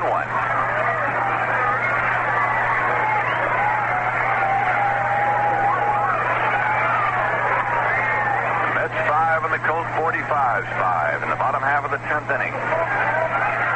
Here's the 1-1 pitch. It's in there for a called strike two. Roberts now steps back out of the batter's box, gets a handful of dirt, and comes back in.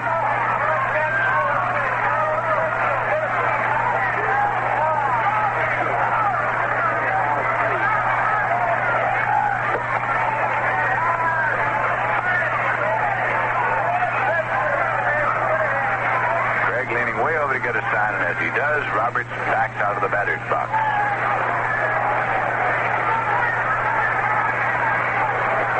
Comes back in.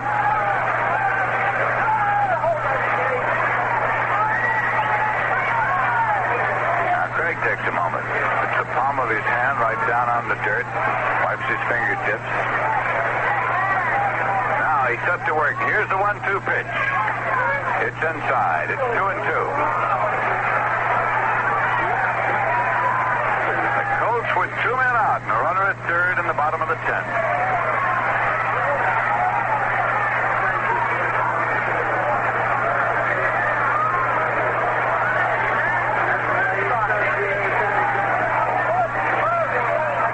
Dave Roberts is waiting. Swings at that, and here's the pitch. It's outside, and it's a full count now to Roberts, with Carl Warwick on deck for the Colt 45.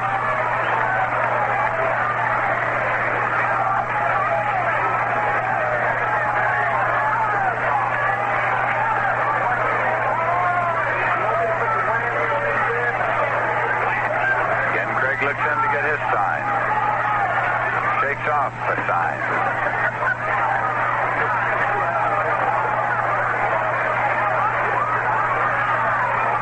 Now again, Roberts is backed out of the batter's box. Canizero started out toward the mound, takes a couple of steps, stops now as Craig waves him back.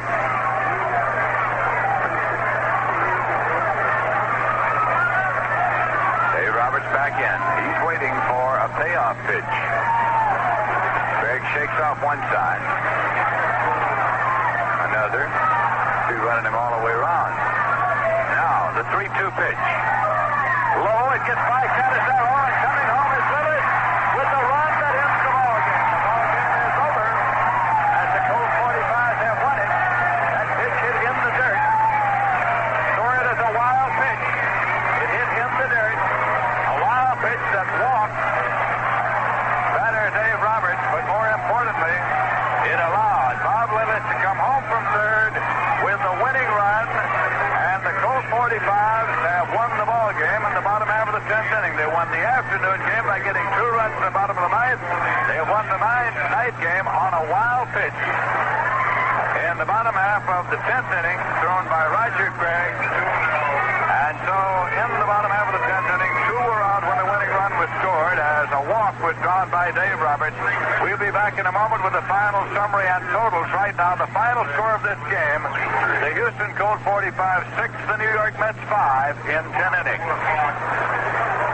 Keep in mind that the Mets will be home at the Polo Grounds Browns on Monday night to take on the Milwaukee Braves. And they will be there on September 14th at night, September 15th in the afternoon, and September 16th in the afternoon against the Cincinnati Reds.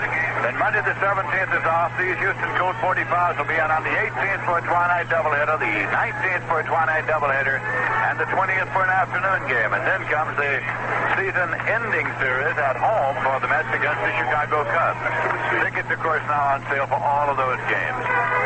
You ever notice how some ball players are naturals?